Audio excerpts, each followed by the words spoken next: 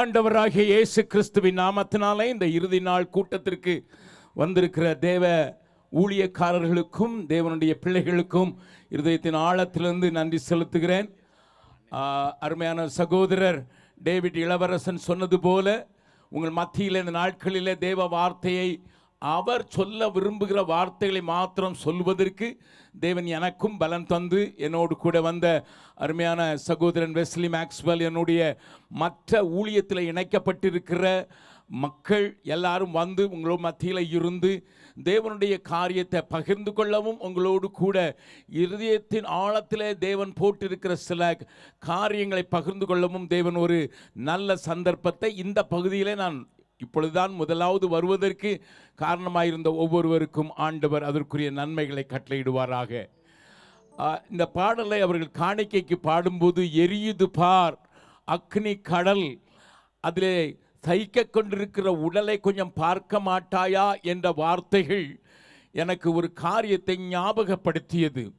சில வருடங்களுக்கு முன்னதாக எங்களோடு கூட தேவ பணியில் இருந்து இப்பொழுது தேவனுடைய ராஜ்யத்திற்கு போய்விட்ட ஒரு தம்பியினுடைய சின்ன சாட்சியை சொன்னால் அந்த பாடல் நிச்சயமாக ஒரு பெரிய தாக்கத்தை உண்டாக்கும் என்று அறிந்து நான் அந்த சாட்சியை சொல்ல விரும்புகிறேன். அது ஒருவேளை பல வருடங்களுக்கு முன்னதாக அவருடைய ரட்சிப்பு நடந்திருந்த போதிலும் அதை தொடர்ந்து நடந்த காரியத்தை நினைத்துவிட்டு இந்த பாடலுடைய வார்த்தைகளை மறுபடியும் கொஞ்சம் தியானிக்கும்படியாய் நான் கேட்கிறேன். வில்லியம் பூத்தையோ அல்லது சால்வேஷன் ஆர்மியை உண்டாக்கின அந்த தேவ மனிதனையோ அல்லது அநேக தங்களுடைய நாடுகளை, வசதிகளை, தங்களுடைய வாய்ப்புகளை, தங்களுடைய படிப்பை, தங்களுடைய குடும்பத்தை, தன்னுடைய சுகத்தை இழந்துவிட்டு காடுகளிலே, மலைகளிலே, ஆண்டவர் அறியாத பகுதிகளிலே, தங்களுக்கு தெரியாத மக்கள் மத்தியிலே ஊழியம் செய்ய போனவர்கள் அநேகர் வேதாகம கல்லூரியை முடித்துவிட்டு அவரிடத்தில் கேட்கும்போது, எங்கேயா ஊழியம் செய்ய விரும்புகிறீர்கள் என்றால் நரகத்தின் வாசலிலே என்று அவர்கள் சொன்னதாக நீங்கள் சரித்திரத்திலே படிக்க முடியும். ஏன் அப்படி சொன்னார்கள் என்பதற்கு இந்த பாடலிலே ஏராளமான வார்த்தைகளை உள்ளடக்கிய ஒரு பாடல் என்று நீங்கள் கேட்டீர்கள். அதற்கு ஆதாரமாக இந்த சந்தர்ப்பத்தை நான் உங்களுக்கு சொல்ல விரும்புகிறேன். சென்னை பட்டணத்தில் நஸ்ரத் பேட் என்று சொல்லப்படுகிற பகுதியில் இருந்து ஒரு ரவுடி ஒருவன் தன்னுடைய ஆட்களை வைத்து பயங்கர கலாட்டா பண்ணி அநேக நேரங்களில் போலீசாரால் பிடிப்பதற்கு ட்ரை பண்ணப்பட்டு அடி வாங்கி அப்படி அலைந்து கொண்டிருந்தவன் ஒரு நாளிலே டிபி வியாதியினால் பாதிக்கப்பட்டான். டிபி வியாதியினால் பாதிக்கப்பட்டது மாத்திரமல்ல, அது முற்றிவிட்டபடியினாலே தாம்பரத்தில் இருந்த சானிட்டோரியமில் அதில் ஒன்றும் வெறும் டிபி நோயாளிகளுக்கு மாத்திரம் அது இருந்தபடியினாலே அங்கே வந்து அவன் படுத்த போது அவனுக்கு உயிருக்கு போராட வேண்டிய சூழ்நிலை உருவாயிற்று. அந்த மூர்த்தியினுடைய 3 எலும்புகள் விழாவிலிருந்து வெட்டி எடுக்கப்பட்ட போதிலும் சுகம் கிடைக்காத சூழ்நிலையில் அந்த ஆஸ்பத்திரியில் வேலை செய்கிற ஒரு நர்ஸ் அவர்கள் அந்த தம்பியை பார்த்து மரணத்திற்கு ஆயத்தமாக இருக்கிற அவனிடத்தில் கொஞ்சம் கொஞ்சமாக அன்பாக பேச ஆரம்பித்தார்கள். உன்னை பார்த்தால் உனக்கு அம்மாவோ அப்பாவோ இருக்கிற மாதிரி தெரியவில்லை. உன்னை பார்க்க வந்தவர்களை கொஞ்சம் நான் நோக்கி பார்த்தால் அவர்கள் அடிதடிகளில் ஈடுபடுகிறவர்களை போல காணப்படுகிறார்களே, உனக்கு குடும்பம் என்று ஒன்று இல்லையா, உனக்கு வேறு ஒருவரும் இல்லையா என்று சொன்னபோது இப்போ இந்த ஏக்க குரலோடு கூட அவருடைய முகத்தை மாத்திரம் பார்த்திருக்கிறார், ஒரு பதிலும் சொல்லவில்லை.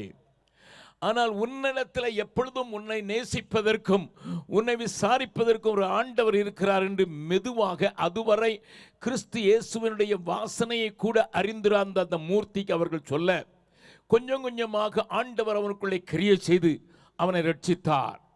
அந்த நாட்களிலே நாங்களும் அந்த ஆஸ்பத்திரிக்கு போய் ஊழியங்களை செய்வது வழக்கம். அதில் ஒரு 12 பேர் இப்படிப்பட்ட விலா எலும்புகள் இழந்தவர்கள் அங்கே இருப்பார்கள். அவர்கள் எங்களிடத்தில் ஒரு காரியம் கேட்டார், ஐயா, நாங்கள் ரட்சிப்பில் நிலைத்து நிற்கிறது ஆவியானோடைய பலம் வேண்டும், எங்களுக்கும் அபிஷேகம் கிடைக்குமா என்று கேட்டபோது பக்கத்தில் இருந்த ஒரு சின்ன குன்றில் அவர்களை உட்கார வைத்து அபிஷேகத்துக்கு வழிநடத்த கர்த்தர் உதவி செய்தார். அதன் மூலம்தான் அவனுடைய எனக்கும் பழக்கம் உண்டாயிற்று, என்னுடைய குழுவில் இருந்த மற்ற சகோதரர்களுக்கும் பழக்கம் உண்டாயிற்று. ஆனால் சில வருடங்கள் கழித்து ஆண்டவர் அவனுக்கு அந்த டிபி வியாதியிலிருந்து பூரண விடுதலை கொடுத்தார் என்று டாக்டர்கள் எழுதி கொடுத்தபடியினாலே நான் ஒரு தடவை சென்னைக்கு வந்திருந்த போது என்னை சந்தித்து அவன் என்னை அப்பா என்று சொல்வதோட, அப்பா என்னையும் பீகாருக்கு கூட்டிக் கொண்டு போய்விடுங்கள். அவனை பார்த்தா பரிதாபமா இருக்குது.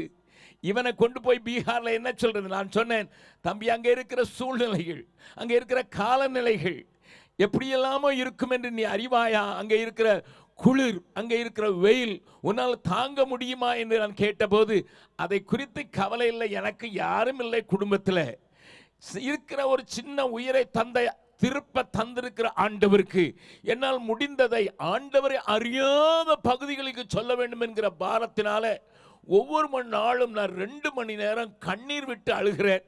இதற்கு பதிலை நீங்கள் சொல்லுங்கள் என்று சொன்னபோது, நாங்கள் வேறு வழி இல்லாமல் அவனுடைய தொந்தரவு தாங்க முடியாமல் ஆண்டவர் அவனை தட்டி எழுப்புகிறார் என்பதை புரியாதவர்களாக நாங்கள் அவனை எடுத்துக்கொண்டு போனோம். என்னுடைய மனைவி அவள் அம்மா என்றுதான் கூப்பிடுவான். அம்மாவுக்கும் பிள்ளைக்கும் உள்ள உறவை அவர்கள் வளர்த்து கொண்டார்கள். அங்கே அவனுக்கு பாஷை தெரியாது, ஆனாலும் தனியாக போயாயிலும் ஊழியம் செய்வேன் என்று. ஏனென்றால் சில நேரங்களிலே அவனுக்கு பழைய டிவி இருந்ததினால எங்களுடைய சகோதரர்கள் தன்னுடைய சைக்கிளிலே முன்னால் வைத்து கொண்டு அவனை ஓட்டுவதற்கு கொஞ்சம் யோசிப்பார்கள். ஒருவேளை இன்னமும் அந்த டிவி கிருமிகள் எம்மை பாதித்து விடுவோம் என்கிற சின்ன பயம் அந்த ஊழியத்திலே வந்திருந்தாலும் கூட அவர்களுக்கு இருந்ததினால, ஆகையினாலும் தனியாக நடந்து கூட சில நேரங்களிலே போய் செல்வது வழக்கம். மறுபடியும் பலவீனம் தாக்கினது. அந்த பலவீனம் தாக்கின போதும் நாங்கள் மிகவும் மறுபடியும் அவனை வலுக்கட்டாயமாக சென்னைக்கு அனுப்பின போது, சென்னையில் இருந்து நான் இங்கே இருக்கவே முடியாது, இங்கே ஆண்டவரை அறிந்திருக்கிறவர்களும் ஆண்டவரை அறிவிக்கிறவர்களும் ஏராளமாக இருக்கிற இந்த பகுதியில் நான் இருக்க முடியாது என்று சொல்லி அதை அல்ல தட்டிவிட்டு அங்கே வந்து விட்டான். கவனியுங்கள், அந்த நாளிலே நாங்கள் கூட வைத்திருக்கும் போது பொருளாதாரத்தில் அத்தனையான வசதி இல்லாததுனால அவனுக்கு மாத்திரம் ஒரு முட்டையும் பாலும் கொடுத்து விட வேண்டும். என்னுடைய மனைவிக்கு நான் கண்டிப்பாக உத்தரவு கொடுத்திருந்தபடினால காலையிலே அவள் எழுந்து ஒரு முட்டையை எடுத்துக்கொண்டு ஒரு கிளாஸில் பாலை எடுத்துக்கொண்டு அவன் ஜெபித்து கொண்டிருந்த போது, அவனுடைய ஜெபம் முடிவதற்கு காத்திருந்து என் மனைவி கொடுத்த போது அவன் கேட்ட கேள்வி, அப்பா குடித்தார்களா? அப்பாவுக்கு முட்டை கொடுத்தாயா? அவள் சொன்னான், இன்றைக்கு வசதி இல்லை, அப்பாவுக்கு முட்டை கொடுப்பதற்கு வசதி இல்லை, நீ கண்டிப்பாக சாப்பிட வேண்டும், நீ பலவீனமாக இருக்கிறாய் என்று சொல்லி அவனுக்கு கொடுக்கும்போது மாட்டேன் என்று சொல்லி என்னுடைய மனைவிக்கும் அவனுக்கும் சண்டை வந்ததினாலே சாப்பிடாமலே வீட்டை விட்டு வெளியேறி விட்டான். நான் வேற ஒரு ஊழியத்திற்கு போய்விட்டு மறுபடியும் வீட்டுக்கு வந்து நைட்டில் 9 மணிக்கு பார்த்தபோது, பகல் முழுவதும் அலைந்து திரிந்த ஊழியத்தின் நிமித்தமாக பசியாயிருந்த நான், அம்மா சாப்பாடு கொடுமா என்று கேட்டபோது, அப்பொழுது என் மனைவி சொன்னாள், மூர்த்தி 7 மணிக்கு திரும்ப வந்தான், அவன் அறையில் ஜெபம் பண்ணி கொண்டிருக்கிறான், அவனையும் சேர்த்து கொண்டு வாருங்கள், நான் 2 பேருக்கும் சாப்பாடு போடுகிறேன் என்று சொன்ன போது நான் போய் பார்த்தேன். அவன் முழங்காலில் நின்று கொண்டிருக்கிறது தெரிந்ததினால, அம்மா எனக்கு ரொம்ப பசிக்குது, அவன் எழும்பும்போது அவன் சாப்பிடட்டும் என்று சொல்லிவிட்டாள். ஆனால் இன்னமும் 10 மணி ஆனது, ஆனால் அவன் அந்த முழங்காலிலிருந்து எழும்பவில்லை. ஆனால் அப்படியே கிடக்கிறான், முகம் குப்புற கிடக்கிற அந்த காட்சியை பார்த்து நான் போய் அவனை தட்டி எழுப்பின போதுதான் எனக்கு தெரிந்தது அவன் சுய நினைவற்றவனாக அங்கே கிடக்கிறதை பார்த்தது. உடனடியாக அவனுக்கு செய்ய வேண்டிய சில காரியங்களை செய்து எப்படியாயிலும் மூச்சு இருக்கிறதா என்று சொல்லி நாங்கள் அந்த ராத்திரியில் போராட ஆரம்பித்தோம். அந்த நேரத்தில் அந்த மூர்த்தி என்னுடைய கையை இறுக்கமாக பிடித்தான். நடந்த காரியத்தை நான் அப்படியே சொல்கிறேன், இது உங்களுக்கு விளங்காததா இருக்கலாம். அந்த கையை பிடித்து விட்டு, அப்பா என்னை விட்டு போயிடாதீங்க என்று சொல்றான். அவன் கண்கள் திறக்க மாட்டேன் என்கிறது. திறக்க முயற்சிக்க முடியவில்லை. அவன் கத்துகிறான், ஆனால் அவனால் கண்களை திறக்க முடியவில்லை. மிகுந்த இரவு முழுவதும் போராட்ட ஜபத்திற்கு பின்பு அவன் கண்கள் திறந்தது, ஆனால் கண்கள் பார்க்க முடியவில்லை. நம்பினாலும் சரி நம்பாவிட்டாலும் சரி 3 நாட்கள் அவன் என்னுடைய கையை விடாமல் இருந்தபடினால நான் வேறு எந்த காரியத்தையும் செய்யாமல் அவனோடு கூட இருந்து அங்கேயே முழங்கால் போட்டு, ஆண்டவரே இந்த பிசாசினுடைய பிடியிலிருந்து விடுதலையாக்கும் என்று சொன்னபோது 3 நாட்கள் கழித்து தான் அவனால் சரியாக பார்க்க முடிந்தது, தண்ணீர் குடிக்க முடிந்தது. இந்த சூழ்நிலை நான் பார்த்து கேட்டேன், மூர்த்தி என்னடா நடந்தது, என்ன நடந்தது? அவன் சொன்ன ஒரு வார்த்தையை தான் நான் இப்பொழுது சொல்ல விரும்புகிறேன். என்ன சொன்னான்னு தெரியுமா? அம்மாவுக்கும் எனக்கும் கொஞ்சம் போராட்டம் வந்துட்டு சாப்பாடை வச்சு நான் கோவிச்சுட்டு போயிட்டேன். பசிச்சுது, ஆனால் போய் கேட்கறதுக்கு இஷ்டம் இல்லை. திரும்ப வந்தேன். 7 மணிக்கு வந்துட்டு நான் ஆண்டவட்டத்தில் ஜபிக்கலை. என்னை விட்டுட்டு அனாதையா விட்டுட்டு போயிட்டாங்களே எங்கள் அம்மா அப்பா. யாரோ எப்பமோ நான் அறியாதம இருக்கும்போதே இறந்து போனார்களே, அவர்களை நினைத்து நான் அழுதேன். ஏ தாயே, ஏன் இன்னும் இப்படி அனாதையா விட்டுட்டு போயிட்ட? எனக்கு நான் அம்மானு கூப்பிடுறவங்க என் மேலே கோபப்படுறாங்களே, எனக்கு அப்பாவே காட்டி கொடுக்கலையா நீ என்று சொல்லி நான் அலற ஆரம்பித்த போது என்னுடைய தாயும் தகப்பனுடைய முகஜாடையிலே 2 பேர் வந்து என்னுடைய 2 கையை பிடித்து கொண்டு இழுத்து கொண்டு போனார்கள். எனக்கு விளங்கவில்லை, அம்மா அப்பா வந்து விட்டார்களா என்று சொல்லி. அப்பொழுதுதான் அங்கே இருந்து ஒரு குழியில் இருந்து ஒரு பெரிய சத்தம், வந்து விடாதே, வந்து விடாதே, நாங்கள் தான் நீங்கள் வேதனைப்படுகிறோம் என்கிற பெரிய அலறலை கேட்டேன். அது என்ன அசைத்தது, பயமுறுத்தியது. அப்பொழுதுதான் தெரிந்தது, அங்கே இருக்கிற பிசாசின் கூட்டங்களில் இருந்துதான் இந்த 2 பிசாசுகள் என்னை இழுத்து கொண்டு போக வந்திருக்கிறது என்று சொல்லி. இப்பொழுது விடுதலைக்காக அதிரினேன். எனக்கு நினைவில்லாமல் போய்விட்டு, நல்ல வேளைக்கு நீங்கள் அந்த நேரத்தில் வந்து என் கையை பிடிச்ச போது உங்கள் கையை பிடித்து எப்படியாவது நீங்கள் தூக்கி விட்டுருவீங்க. அந்த குழியில் ஒரு கால் இறங்கி இருந்தது, அங்கே இருந்தெல்லாம் கத்துறாங்க. அந்த குழியில இருந்து தூக்கி எடுக்கப்பட்ட அந்த நிலையை தான் 3 நாளில் நீங்கள் செய்திருக்கீங்கன்னு சொன்னா, இது பெரிய காரியம் அல்ல. நான் மறுபடியுமாக குளிர்காலம் வந்தபோது, குளிரினுடைய உச்சக்கட்டம் 3 டிகிரி சென்டிகிரேடில் ராத்திரியில் போய்விடுகிற நேரத்தில் மறுபடியும் சொன்னேன், மூர்த்தி ப்ளீஸ் கோ பேக்.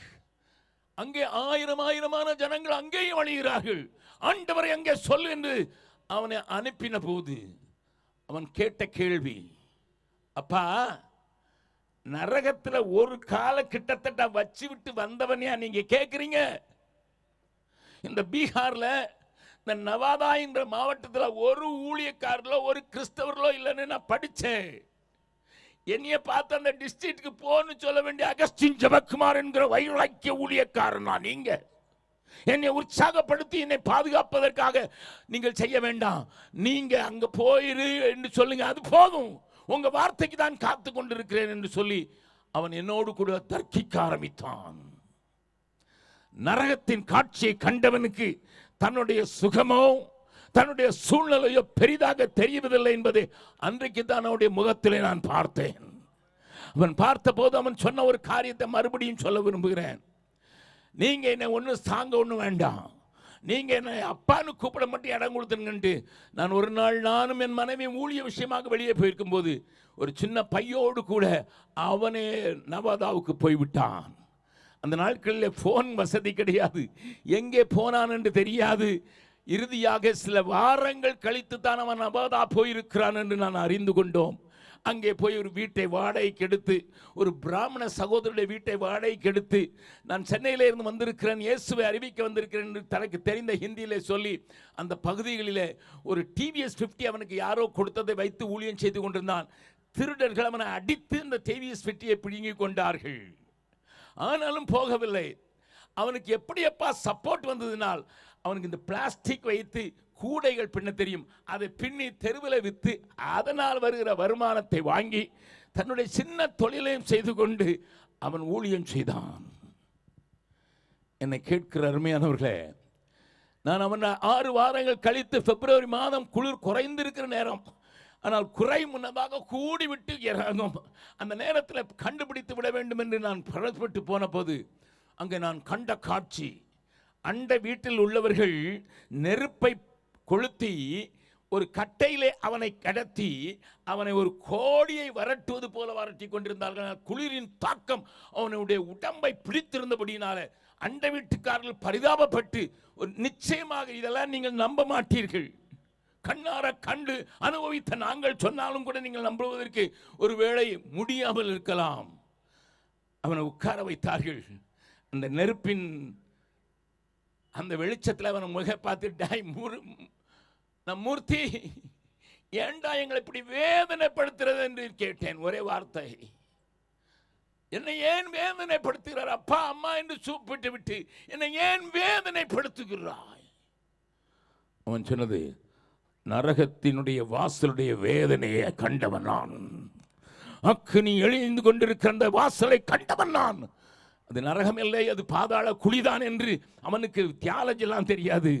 ஒன்று தெரியும், அலற சத்தம், இங்கே வந்து விடாதே, இங்கே வந்து விடாதே, இங்கே வந்து விடாதே, நாங்கள் தான் துடிக்கிறோம். என்னை கேட்கிற அருமையான தேவனுடைய பிள்ளைகளே, என் அருமை சகோதரன் வெஸ்லி சொன்னது போல, நம்முடைய கண்கள் எல்லாம் வித்தியாசமாக மாறிவிட்டது, நம்முடைய தரிசனங்கள் எல்லாம் வித்தியாசமாக மாறிவிட்டது. கோடி கோடிகள் நரகத்தை நோக்கி போயிருக்கும் போது, நான் சமீபத்தில் எழுதின பாடலை திருவள்ளூரில் சொல்லிக் கொடுத்தேன், இங்கேயும் கண்டிப்பாக சொல்லிக் கொடுங்கள் என்று கேட்டபடினால அந்த பாடலை நான் உங்களுக்கு பாடி உங்களையும் கொஞ்சம் என்னோடு கூட சேர்ந்து பாட வைக்கும்படியாக நான் விரும்புகிறேன். இது யூடியூபில் இருக்கிறது. ஒருவேளை நான் எழுதின பாடல்னாலும் யூடியூபில் என்னோடு கூட சேர்ந்து இருக்கிற சகோதரர் பாடி இருக்கிறார். முடியுமானால் கேட்டு பாருங்கள். இன்றைய தேவை என்ன தெரியுமா? ஆண்டவராகிய இயேசு கிறிஸ்துவை சகோதரன் வெஸ்லி சொன்னது போல உயிரோடு இருக்கிறவராக ஜீவியத்திலே வாழ்ந்து காண்பிக்கிற மனிதர்கள் தேவை. ஆனால் நம்முடைய பிரச்சனையையும் உள்ளடக்கிய ஒரு பாடல் இது. ஆகினால் தான் உம்மோடு உறவாட உள்ளம் துடிக்குதையா. ஆனால் இந்த உலகத்திலே இருக்கிற ஆசா பாசங்கள், உலகத்தின் கிரியைகள் நம்மை இழுத்து போடுகிறது என்பதை விளக்கும்படியாக நான் இந்த வார்த்தைகளை எழுதின. உம்மோடு உறவாட உள்ளம் துடிக்குதையா, உலகின் உறவை விட மனமும் மறுக்குதையா என்கிற வார்த்தைகள் எழுதினேன். முதலாவது கவியாக நான் எழுதின வார்த்தைகளை கொஞ்சம் சொல்லி பார்க்க காண்பித்துக் கொடுக்க விரும்புகிறேன். கபடம். There are so many thousands of people around you living a double standard. ரெண்டு விதமான நான் விசுவாசிகளை குறித்து பேசுகிறேன். உள்ளே ஒரு காரியம் நோக்கம், ஆனால் வெளியே காரியங்கள் வேறு. கபடம் என்பதற்கு ஹிப்போக்ராட்டிக்கல் லைஃப் என்றுதான் அர்த்தம். ஒரு மாய்மால வாழ்க்கைக்கு தன்னை ஒப்பு கொடுத்தவர்களும், தானே கற்பனை செய்து இப்படி இருக்க வேண்டும், இப்படி இருக்க வேண்டும், இப்படி மாற வேண்டும், அவரை போல மாற வேண்டும், இவரை போல மாற வேண்டும் என்ற கற்பனையினால உண்டாகிற வேதனையோடு கூட அழிந்து கொண்டிருக்கிற ஜனத்துக்கு கல்வாரி மாத்திரம் தான் யுத்தம் செய்ய முடியும். கல்வாரியில் அனைத்தையும் சிலுவையில் அறைந்து விட்டால் இந்த காரியத்தில் வெற்றி கிடைக்கும். அடுத்த கவியில பாட்டின் பாடினேன். நாட்டிலும் சபையிலும் நடக்கும் அசிங்கம் எல்லாம், அருமையான சகோதரன் சொன்னது போல, நாட்டிலும் சபையிலும் வித்தியாசம் இல்லாமல் நடக்கிறது. வெளிநாட்டு பயணத்தின் போது ஒரு சபையில போய் நான் இங்கே இருக்கிற பாஸ்டரோடு பேசியிருக்கும் போது கேட்டேன். அவர் சொன்னார், என் சர்ச் ரொம்ப ஸ்பிரிச்சுவல் சர்ச்னு சொன்னார். நான் சொன்னேன், what is the divorce rate in your church என்று கேட்டேன். அவர் சொன்னார், it is same like the world.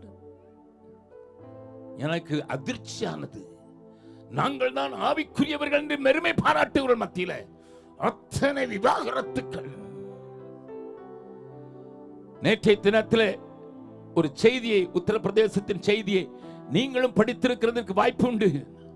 3 பிள்ளைகள், 16, 14, 12 வயசு பிள்ளைகள் இரவு 2 மணிக்கு 9வது மாடியிலிருந்து குடித்து தற்கொலை செய்து கொண்டார்கள் என்கிறது கேட்டால், கொரியாவுடைய ஒரு விளையாட்டை அவர்கள் உள்வாங்கி அதிலேயே வாழ்ந்து விட்டார்கள் என்று சொல்லப்பட்டாலும், நேற்றைய தினத்தில் அந்த செய்தி கொஞ்சம் உடைக்கப்பட ஆரம்பித்தது. அவருடைய அப்பா 3 மனைவிகளை உடையவர். அவருடைய அட்டகாசம் தாங்காமல் மனைவி ஓடும்போது அவருடைய தங்கையை மறுமணை முடித்து வைத்துக் கொண்டு இன்னொரு பெண்ணையும் வைத்துக் கொண்டு வாழ்ந்த அந்த குடும்பம் எப்படி இருந்திருக்கும் என்று பாருங்கள். 3 பேருக்கும் பிள்ளைகள் பிறந்தார்கள். 3 பேரும் நன்றாக சிநேகிதியானார்கள். ஒன்றாக ஸ்கூலுக்கு போனார்கள். அவன் உலகத்தை ஏமாற்றி விட்டபடியினால 3 கோடி ரூபாய் அவனுக்கு கடன்.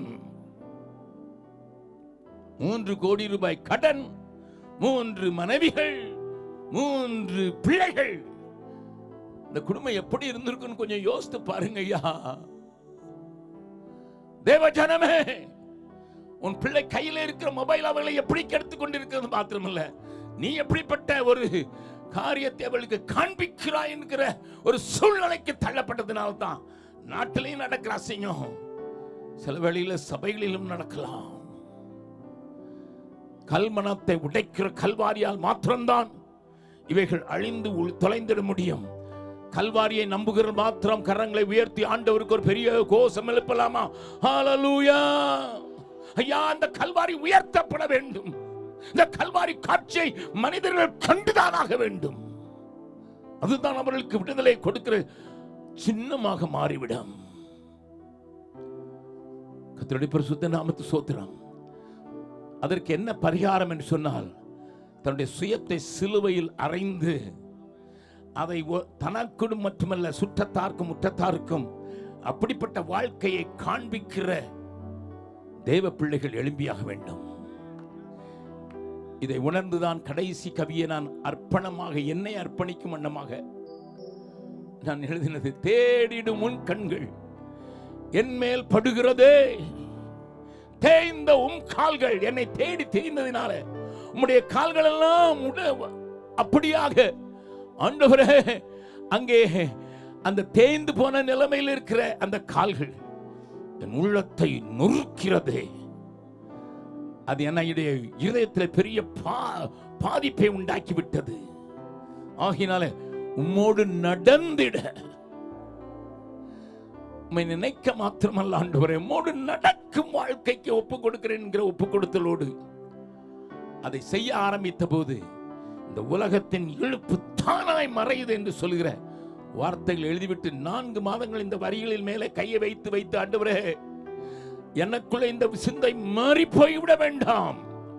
என்றைக்கோ 54 வருடங்களுக்கு முன்னதாக ஆண்டவருடைய கண்களை அழும் கண்களை காண்பதினால் நான் வடதேசத்துக்கு போனது ஒரு புதிதான காட்சியாகவே தினந்தோறும் இருப்பதாக என்கிற நோக்கத்தோடு அவைகளை நான் என்னுடைய வாழ்க்கையில அபியாசப்படுத்துவதற்கு முயற்சி செய்ததுதான் பாடலாக உங்கள் வாயிலையும் போட விரும்புகிறேன். ஒருவேளை கொஞ்சம் பேருக்கு தெரிந்திருக்கலாம். தெரிந்தவர்களோடு கூட பாடுங்கள். தெரியாதவர்கள் தயவு செய்து இந்த பாடலை பாடும்படியாய் கேட்கிறேன். தேவை தேவை தேவை தேசத்தில் தேவனை காண்பிக்கும் மனிதர்கள் தேவை தேவை தேவை. உம்மோடு உறவாட உள்ளம் துடிக்குதையா, உலகின் உறவை விட மனமும் மறுக்குதையா. உம்மோடு உறவாட உள்ளம் துடிக்குதையா, உலகின் உறவை விட மனமும் மறுக்குதையா. திரையிலே பார்த்து பாடுங்கள், பார்க்கலாம். தேவை தேவை தேவை தேசத்தில் தேவனை காண்பிக்கும் மனிதர்கள் தேவை தேவை தேவை. உம்மோடு உறவாட உள்ளம் துடிக்குதையா,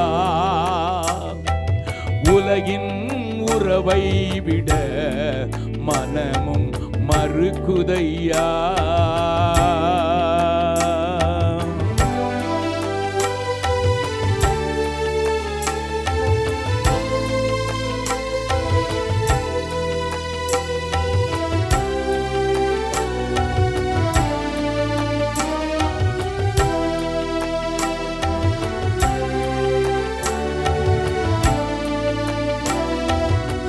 பார்ப்பதற்கு முயற்சி செய்கிறேன். கபடமும் கற்பனையும் செய்யும் வேதனையும், கபடமும் கற்பனையும் செய்யும் வேதனையும், கல்வாரியில் அனைத்தையும் சிலுவையில் அறைந்திடணும்,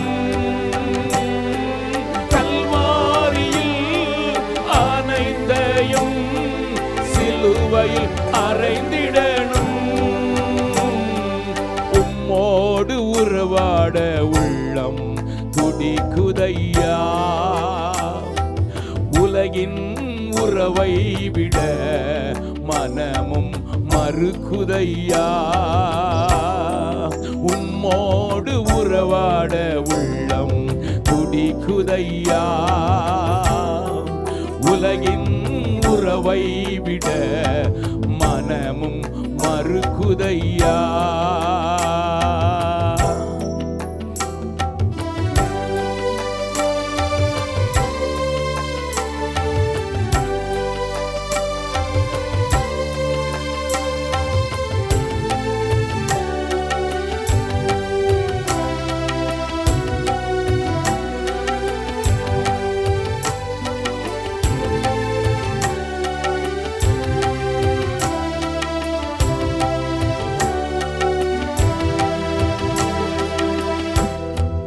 நாட்டிலும் சபையிலும்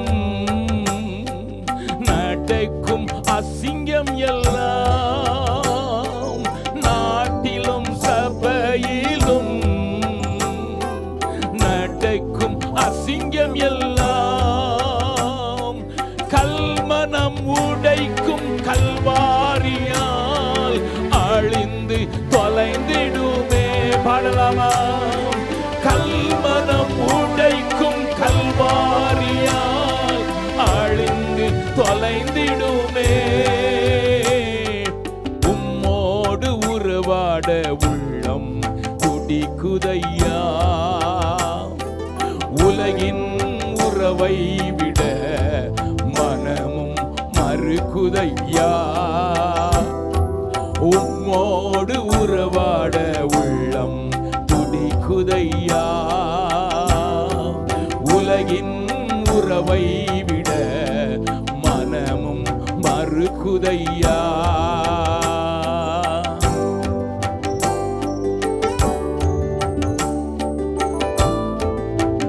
கிறிஸ்துவோடு கூட சிலுவையில் அறையப்பட்டு இனி நான் அல்ல என்று சொல்லுகிறவர்கள் அதை காண்பிக்கத்தான் வேண்டும்.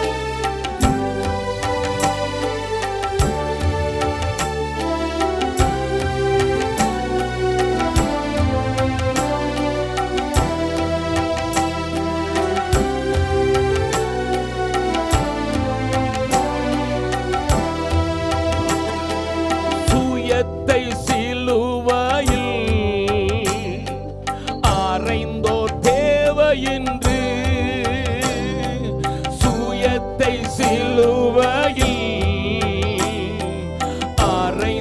தேவையின்று, சுற்றாரும் முற்றாரும் உலகமும் இயேசுவை கண்டிடணும். சொல்லுவோம், சுற்றாரும் முற்றாரும் உலகமும் இயேசுவை கண்டிடணும். உள்ளம் துடிக்குதையா. உலகின் உறவை விட மனமும் மறுக்குதையா. உம்மோடு உறவாட உள்ளம் துடிக்குதையா. உலகின் உறவை விட மனமும் மறுக்குதையா. கடைசி கவியை எல்லாருமாக பாட வேண்டும் என்று விரும்புகிறபடினால ஆண்டவரே, உம்முடைய கண்கள் என் மேல பதியட்டும். உம்முடைய வல்லமையை காண்பிக்கும்படி பூமி எங்கும் உலாகிற உம்முடைய கண்கள் என் மேல் படுவதாக என்கிற நோக்கத்தோடு கூட எல்லாரும் எழுந்து நின்று, ஆண்டவரே என் மேல் உம்முடைய கண்கள் படுவதாக, உம்முடைய கண்கள் என்னுடைய கண்களும் சந்திப்பதாக. ஆண்டவரே, உம்முடைய நீ பார்க்கிறது போல இந்த உலகத்தை நான் பார்க்க, நீ பார்ப்பது போல அழியும் ஜனத்தை நான் பார்க்க, நீ பார்ப்பது போல உம்முடைய பரிசுத்த சபையை பார்க்க என்னுடைய கண்களில் உம்முடைய கண்கள் சந்திக்கட்டும். ஆண்டவரே, பாடலாம். ரெண்டு கரங்களை உயர்த்தி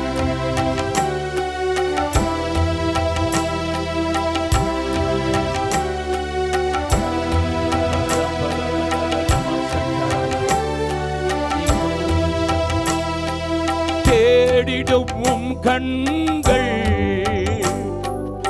என் மேல் படுகிறது, தேடிடும் கண்கள் என் மேல் படுகிறது,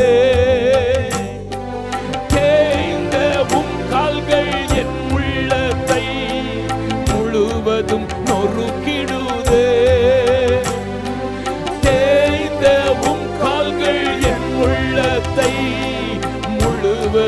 நொறுக்கிடுதே. உம்மோடு உறவாட இதயம் துடிக்குதையா. உலகின் இழுப்பும் தானாய் மறையுதையா. உம்மோடு உறவாட இதயம் துடிக்குதையா. உலகின் இழுப்பும் தானாய் மறையுதையா. கரங்களை உயர்த்தி சொல்லுவோம். உம்மை காண்பிக்க இதோ நாங்கள் வந்தோம் ஐயா. உம்மை காண்பிக்க இதோ நாங்கள் வந்தோம் ஐயா. அப்படியே கண்களை மூடி நேற்று 2 நாட்களும் எங்களோடு கூட பேசின வார்த்தைகளை மறுபடியும் உயிர்ப்பிக்கிறது மாத்திரமல்ல, இந்த இறுதி நாளிலும் நாங்கள் பார்க்க வேண்டிய விதமாய் பார்க்க வசனத்தை எங்களுக்கு தருவீராக. தேவனே நான் உபதண்டையில்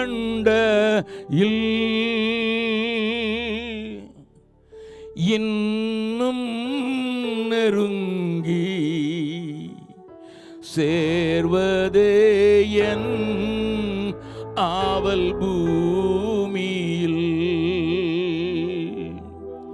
இன்னும் நெருங்கி சேர்வதே என் ஆவல் பூமியில். தேவனே நான் உமதண்டையில் இன்னும் நெருங்கி சேர்வதே என் ஆவல் பூமியில். இன்னும் நெருங்கி சேர்வதே என் ஆவல் பூமியில். பரத்து கேறும் படிகள் போலவே என் பாதை போன்ற பண்ணும் ஐயா எங்கள் தேவனே. கிருபையாக நீர் எனக்கு தருவதெல்லாம் உமதண்டை அருமையாக என்னை சேர்க்கும் அன்பின் தூதன் ஆக செய்யும் தேவனே நான் உமதண்டையில் இன்னும் நெருங்கி சேர்வதே என் அவள் பூமியில். அப்படியாக கடவுது ஆண்டவரே, அப்படியாக கடவுது. இயேசுவின் மூலம் ஜெபம் கேளும் நல்ல பிதாவே, ஆமென். உட்காரலாம். கடந்த 2 நாட்களாக 2 தீமோத்தேயு 4வது அதிகாரத்தின் 7வது 8வது வசனங்களை நாம் தியானிக்க ஆரம்பித்து, முதல் நாளிலேயும் நேற்றைய தினத்திலேயும் மனம் திரும்புதலின் அவசியத்தையும் மனம் திரும்புதலின் தேவையையும் நியாய தீர்ப்பையும் குறித்து அழுத்தமாக அநேகருக்கு அது ஒரு அதிர்ச்சியையும் கூடவே உற்சாகத்தின் தருப்படியான வார்த்தைகளை சொல்வதற்கு தேவன் உதவி செய்தார். 2 நாள் கூட்டங்களில் வந்தவர்கள் சொன்னார்கள், ஐயா, அது எங்களை அசைக்க முடியாத வார்த்தைகள் உங்கள் வாயிலிருந்து வந்தது என்று. தேவன் மாத்திரம் மகிமைப்படுவாராக. அவருடைய வசனத்திற்கு இன்றைக்கும் வல்லமை உண்டு என்பது மாத்திரமல்ல, சங்கீதக்காரன் சொல்வது போல கேருபீன்களின் மத்தியில் இருக்கிறவருடைய சத்தம் கேதுரு மரங்களை உடைக்கும் என்று நீங்களும் நானும் அறிந்திருக்கிறோம். அந்த வசனத்தை 3வது பாகத்தை இன்றைய உங்களோடு கூட பேச விரும்புகிறேன்.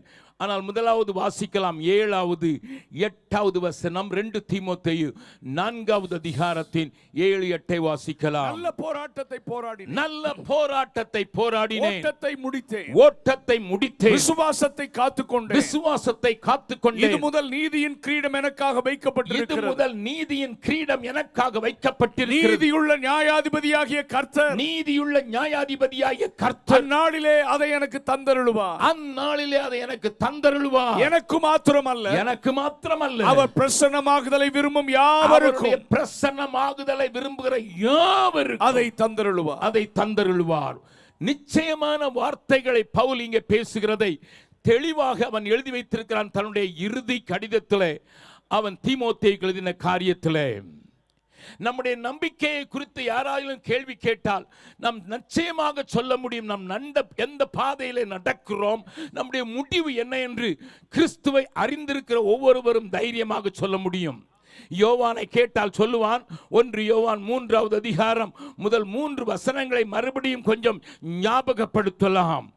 1 யோவான் 3வது அதிகாரம் 1வது 2வது 3வது வசனங்களை மறுபடியும் பார்க்கலாம். நம்முடைய நம்பிக்கையை குறித்து என்ன எழுதப்பட்டிருக்கிறது என்பதை நாம் தேவனுடைய பிள்ளைகள் என்று அழைக்கப்படுவதினாலே, தேவனுடைய பிள்ளைகள் என்று அழைக்கப்படுகிறதினாலே பிதாவானவர் நமக்கு பாராட்டின அன்பு, பிதாவானவர் நமக்கு பாராட்டின அன்பு எவ்வளவு பெரிதென்று பாருங்கள், எவ்வளவு பெரிதென்று பாருங்கள். உலகம் அவரை அறியாதபடியினாலே, உலகம் அவரை அறியாதபடியினால் நம்மையும் அறியவில்லை, நம்மையும் அறியவில்லை. பிரியமானவர்களே, பிரியமானவர்களே, இப்பொழுது தேவனுடைய பிள்ளைகளாய் இருக்கிறோம். இப்பொழுது தேவனுடைய பிள்ளைகளாய் இருக்கிறோம். இனி எவ்விதமாய் இருப்போம் என்று, இனி எவ்விதமாய் இருப்போம் இன்னும் வெளிப்படவில்லை, இன்னும் வெளிப்படவில்லை. ஆகிலும் ஒன்று தெரியும் நமக்கு, ஆகிலும் அவர் வெளிப்படும் போது, அவர் வெளிப்படும் போது, அவர் இருக்கிற வண்ணமாகவே, அவர் இருக்கிற வண்ணமாக நாம் அவரை தரிசிப்பதினால், நாம் அவரை தரிசிப்பதினால் அவருக்கு ஒப்பாய் இருப்போம் என்று அறிந்திருக்கிறோம். அவருக்கு ஒப்பாய் இருப்போம் என்று அறிந்திருக்கிறோம். அவர்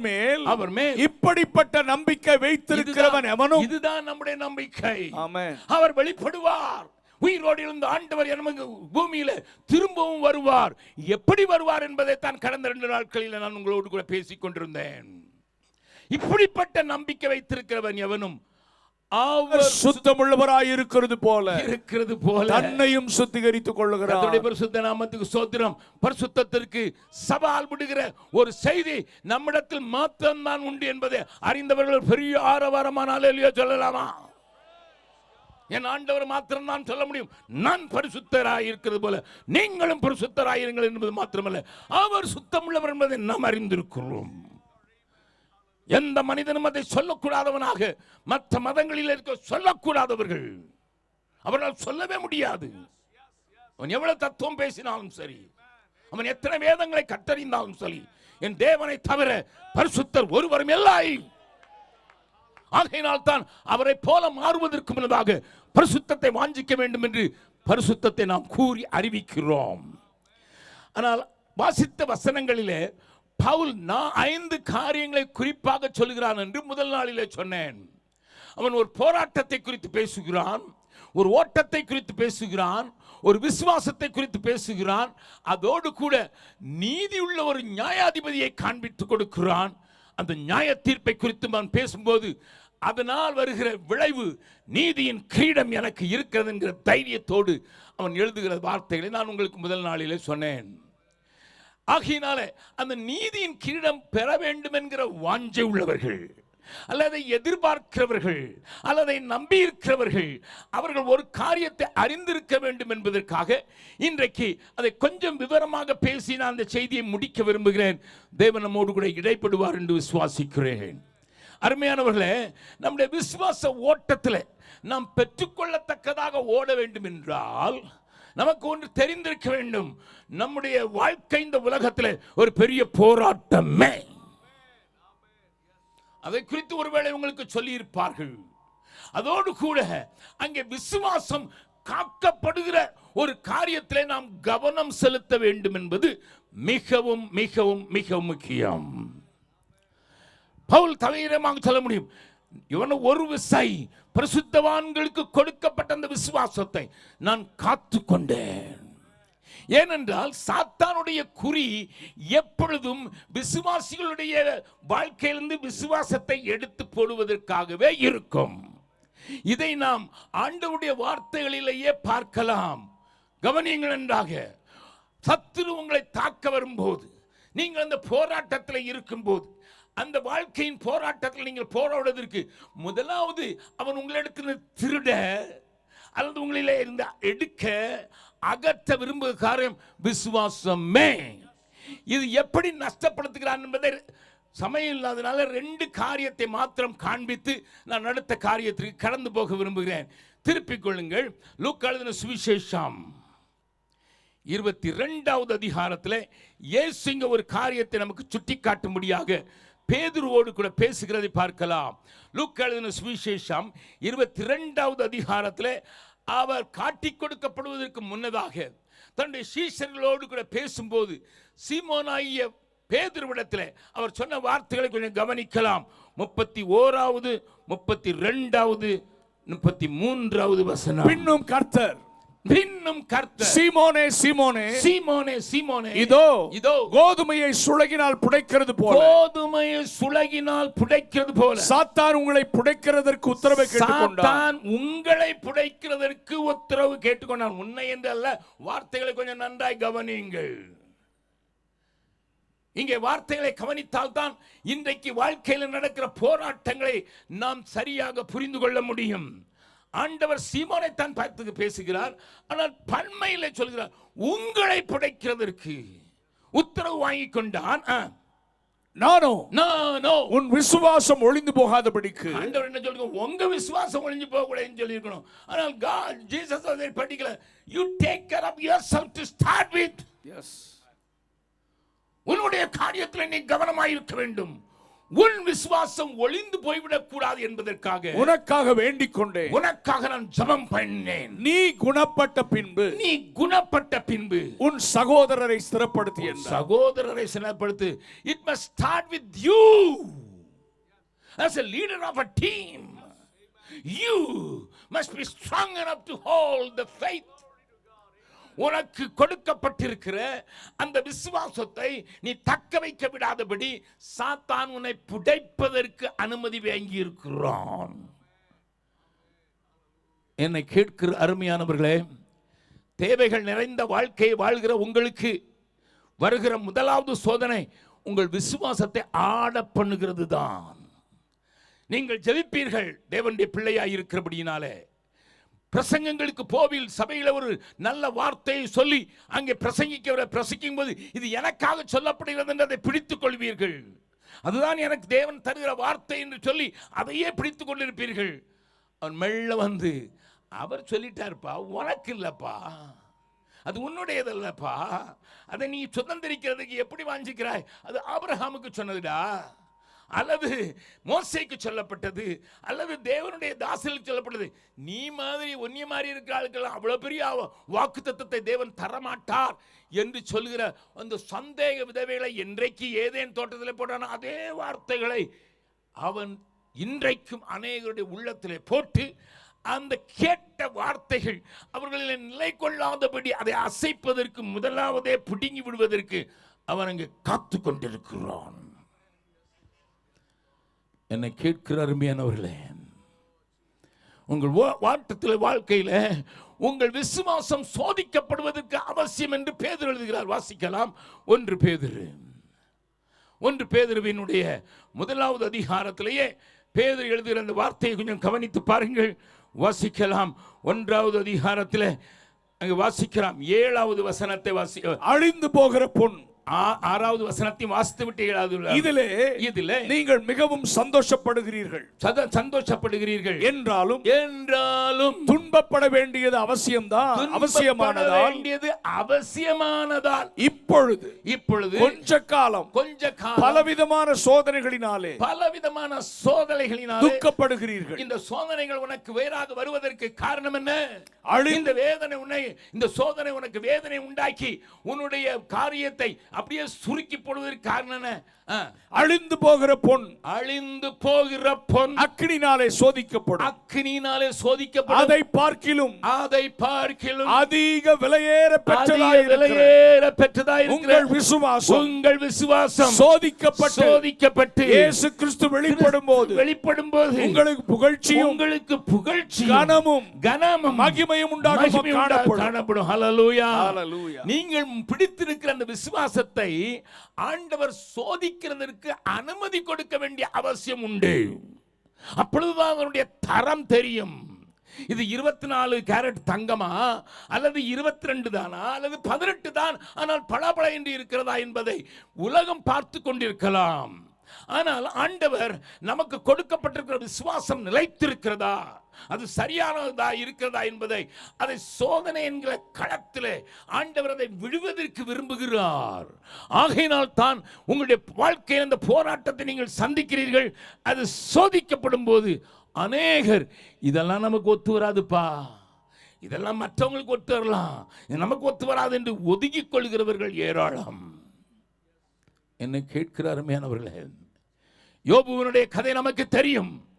ஆண்டவரிடத்தில் அவன் சவால் விடுகிறான். சாத்தான் அவனை கொஞ்சம் இப்படி செய்து பாரும், அவனுடைய பொருட்களை பிடுங்கி பாரும், அவனுடைய பிள்ளைகளை அழித்து பாரும், அவனுடைய காரியங்களை கெட்டு பாரும், அப்பொழுது தெரியும் அவன் எங்கே இருக்கிறான். விசுவாசிக்கிறதுல எதற்காக விசுவாசிக்கிறான் என்பதை நீர் அறிந்து கொள்வீர்.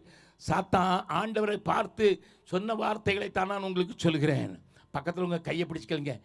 உங்க விசுவாசம் எதற்காக இருக்கிறது? தேவைகளை மாத்திரம் சந்திக்கிறது தான் விசுவாசமா, அல்லது வேற ஒரு காரியம்? விலையேறப்பட்ட விசுவாசம் அல்லவா? அது என்னை பரலோகம் கொண்டு சேர்க்கின்ற நம்பிக்கையில் தானே வாழ்ந்து கொண்டிருக்கிறோம். அது அவரை போல என்னை மாற்றும் என்கிற அந்த காரியத்திற்கு தானே நான் அழைக்கப்பட்டிருக்கிறேன்.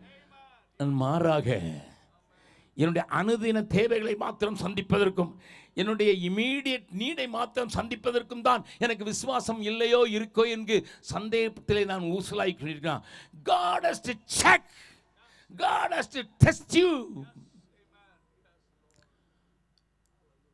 ஒருவேளை புதிதாக ஆண்டவரை ஏற்றுக்கொண்டவர்கள் இந்த கூட்டத்தில் இருப்பீர்கள் என்றால் உங்களுக்கு வருகிற போராட்டங்களை குறித்து நீங்கள் நினைத்து கொண்டிருக்கலாம்.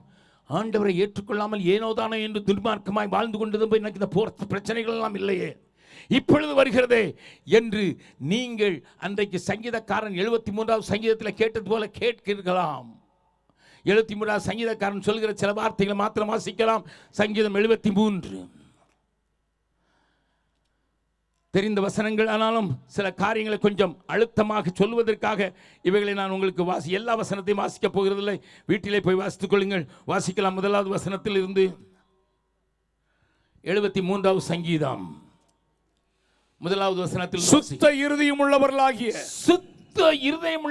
இஸ்ரவேலுக்கு தேவன் நல்லவராகவே இருக்கிறார். ஆனாலும் ஆண்டவரே உம்மை குறித்து எல்லாரும் சொல்றாங்க, சுத்த இருதயம் உள்ளவர்களுக்கு நல்லவர் என்று சொல்கிறார்கள். அவர் நல்லவர், அவருடைய கிருபை என்றும் உள்ளது என்று பாடுகிறார்கள். ஆனாலும் என் கால்கள் தள்ளாடுதலுக்கும் என் அடிகள் சறுக்குதலுக்கும் சற்றே தப்பிற்று. துன்மார்க்கரின் வாழ்வை நான் காண்கையில், ஏனென்றால் நான் கம்பேர் பண்ண ஆரம்பித்து விட்டேன். துன்மார்க்கருடைய வாழ்வை கொஞ்சம் எட்டி பார்க்கிறேன்.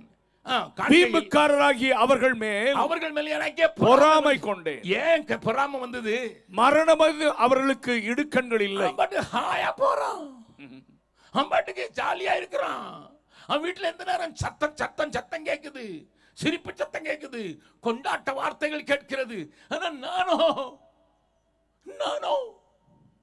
அவர்கள் பலனும் உறுதியாதான் இருக்கிறது. வாசிக்கலாம். அவருடைய பலன் உறுதியாக இருக்கிறது. நரற்படும் வருத்தத்தில் அகப்படார்கள். அவர்கள் இந்த பூமியில் இருக்க மக்கள் படுகிற வருத்தத்தில் அவர்கள் அகப்படுவதில்லை. மனுஷரடையும் உபாதையை அடையார்கள். ஆகையால் பெருமை சரப்பணியை போல் அவர்களை சுற்றி கொள்ளும். எப்படி பெருமை பேசுறாங்க தெரியுமா? 9வது வசனம், தங்கள் வாய் வானமட்டும் எட்ட பேசுகிறார். எவ்வளவு பிறக்கிறான் அவன் பார்க்கறான், அவ்வளவு பேசுறான். அவன் நல்லா தானே இருக்கான். அங்க பாத்தீங்கன்னா, தொடர்ந்து பாத்தீங்கன்னா அவங்க பிள்ளைங்க நல்லா தானே இருக்கிறாங்க. அவங்க வீட்டு காரியங்களுக்கு அவங்களுக்கு தேவையான காரியம். முதல் நாள்ல நான் சொன்னேன்ல, எம்பி ஒருத்தர், எம்எல்ஏ எம்பி கூட இல்லை, எம்எல்ஏ மத்திய பிரதேசத்துல தன்னுடைய மகள் கல்யாணத்துக்கு ஒரு 10 நிமிஷத்துல 70 லட்சம் ரூபாய்க்கு வேட்டு போட்டு அடிச்சார். வான வேடிக்கை.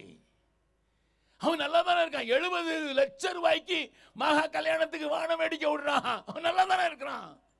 ஆண்டவரை அறியாதவன் மாட்டு மூத்திரத்தை குடிப்பேன் என்றவன் சொல்லுவான். ஹலோ, 70 லட்சத்துக்கு வெடி போட்டு கொண்டாடணும்னு நினைச்சு மாட்டு மூத்திரத்தை குடிக்கிறதுக்கு ஒரு கூட்டம் இருக்கும். ஹல்லேலூயா. அதிலே ஒருத்தர் PhD வாங்கியிருக்கார், கோமியம் குடிச்சு. அதில் ஒருத்தர் PhD வாங்கியிருக்காரு. அவருக்கு பத்மஸ்ரீ கொடுத்துருக்கோம் நம்ம.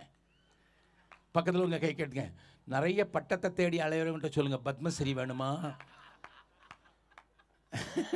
அவன் மூத்திரத்துக்கு தான் கொடுத்துருக்கான், நீ அது சாணிக்கு போடு. ஐயோ என் தேசமே, இந்த தேசத்துக்கு பத்மஸ்ரீ எதுக்கையா கொடுக்கப்படுதுன்னா, எதை ஆராய்ச்சி செய்து உலகத்துக்கு நிரூபித்திருக்கிறாரா? என் அருமையான தேவ பிள்ளைகளே, நம்மை சுற்றி நடக்கிற காரியங்கள், நம்மை சுற்றி நடக்கிற பொல்லாதவருடைய கிரியைகள், அவருடைய வளர்ச்சி, அவருடைய பெருக்கம், அவருடைய பெரிய பெரிய மாளிகைகள் நம்முடைய விசுவாசத்தை கொஞ்சம் ஆட்டவில்லையா? நம்புறது சரிதானா? நம்புறேனா? நான் சரியாக தான் வாசல் இதில் போகிறேன்னா? சபையில் போனால் சொல்கிறாங்க நீ ஆசீர்வாதமாக இருப்பாயின்னுட்டு, மற்றவங்களுக்கு கடன் கொடுப்பாய், கடன் வாங்க மாட்டாயின்னு சொல்கிறான். ஆனால் நம்ம பாடம் நாளைக்கு என்னதுங்கிறது தடிக்கிறது. அவனை பார்க்கும்போது ஏன்யா சேட்டு மார்வாடி நல்லா தான் இருக்கான் தோணலையா?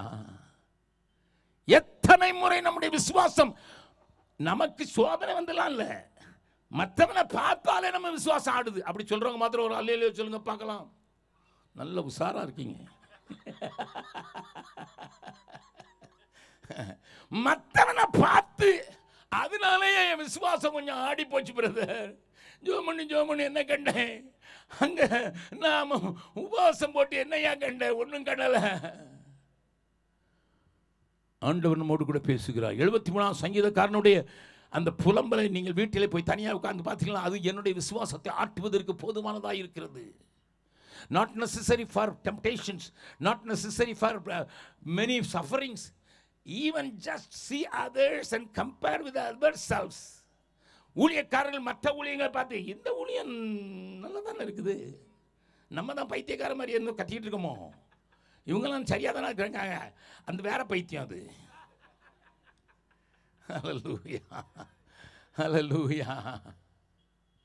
என்னை கேட்கிற அருமையான தேவனுடைய பிள்ளையே, நீ காத்துக்கொள்ள வேண்டியது இந்த சூழ்நிலையும் ஆண்டவர் நமக்கு தந்த விலையேற பெற்ற விசுவாசத்தை என்று சொல்கிறவர்கள் மாத்திரம். என்ன வந்தாலும் சரி, என் விசுவாசம் ஓட்டத்தை ஜெயமுடன் நானும் ஓடிட அருள் செய்வான். ஓட்டத்தை ஜெயமுடன் நானும் ஓடிட அருள் செய்வான். விசுவாச பாதையில் சோராது ஓடிடுவே, விசுவாச பாதையில் சோராது ஓடிடுவே. பரலோகமே என் சொந்தமே என்று காண்பேனோ. தெரிந்தவர்கள் மறுபடியும் பாடலாமா? எல்லாருமாக விசுவாச ஓட்டத்தை ஜெயமுடன் செய்வதற்கு. ஹல்லேலூயா, ஹல்லேலூயா. என்னோடு கூட சேர்ந்து பாடிடலாம். இயேசு என் நம்பிக்கையாம், இந்த பூமியும் சொந்தம் அல்ல. இயேசு என் நம்பிக்கையாம், இந்த பூமியும் சொந்தம் அல்ல. பரிசுத்த சிந்தையுடன் இயேசுவை பின்பற்றுவே. பரிசுத்த சிந்தையுடன் இயேசுவை பின்பற்றுவே. பரலோகமே என் சொந்தமே என்று காண்பேனோ. கரங்களை உயர்த்தி ஓட்டத்தை ஜெயமுடன் எல்லாரும் சேர்ந்து பாடலாமா? உண்மையான ஓட்டத்தை பவுலோடு கூட சேர்ந்து ஓட்டத்தை ஓடி முடித்தேன் என்று சொல்லக்கூடிய தைரியத்தோடு கூட பாடலாமா? மறுபடியும் பாடலாம் எல்லாரும் சேர்ந்து. ஓட்டத்தை ஜெயமுடன் நானும் ஓடிட அருள் செய்வான். ஓட்டத்தை ஜெயமுடன் நானும் ஓடிட அருள் செய்வான். விசுவாச பாதையில் சோராது ஓடிடுவே.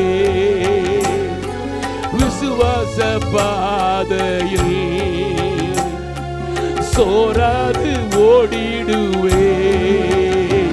பரலோகமே என் சொந்தமே என்று காண்பேனோ.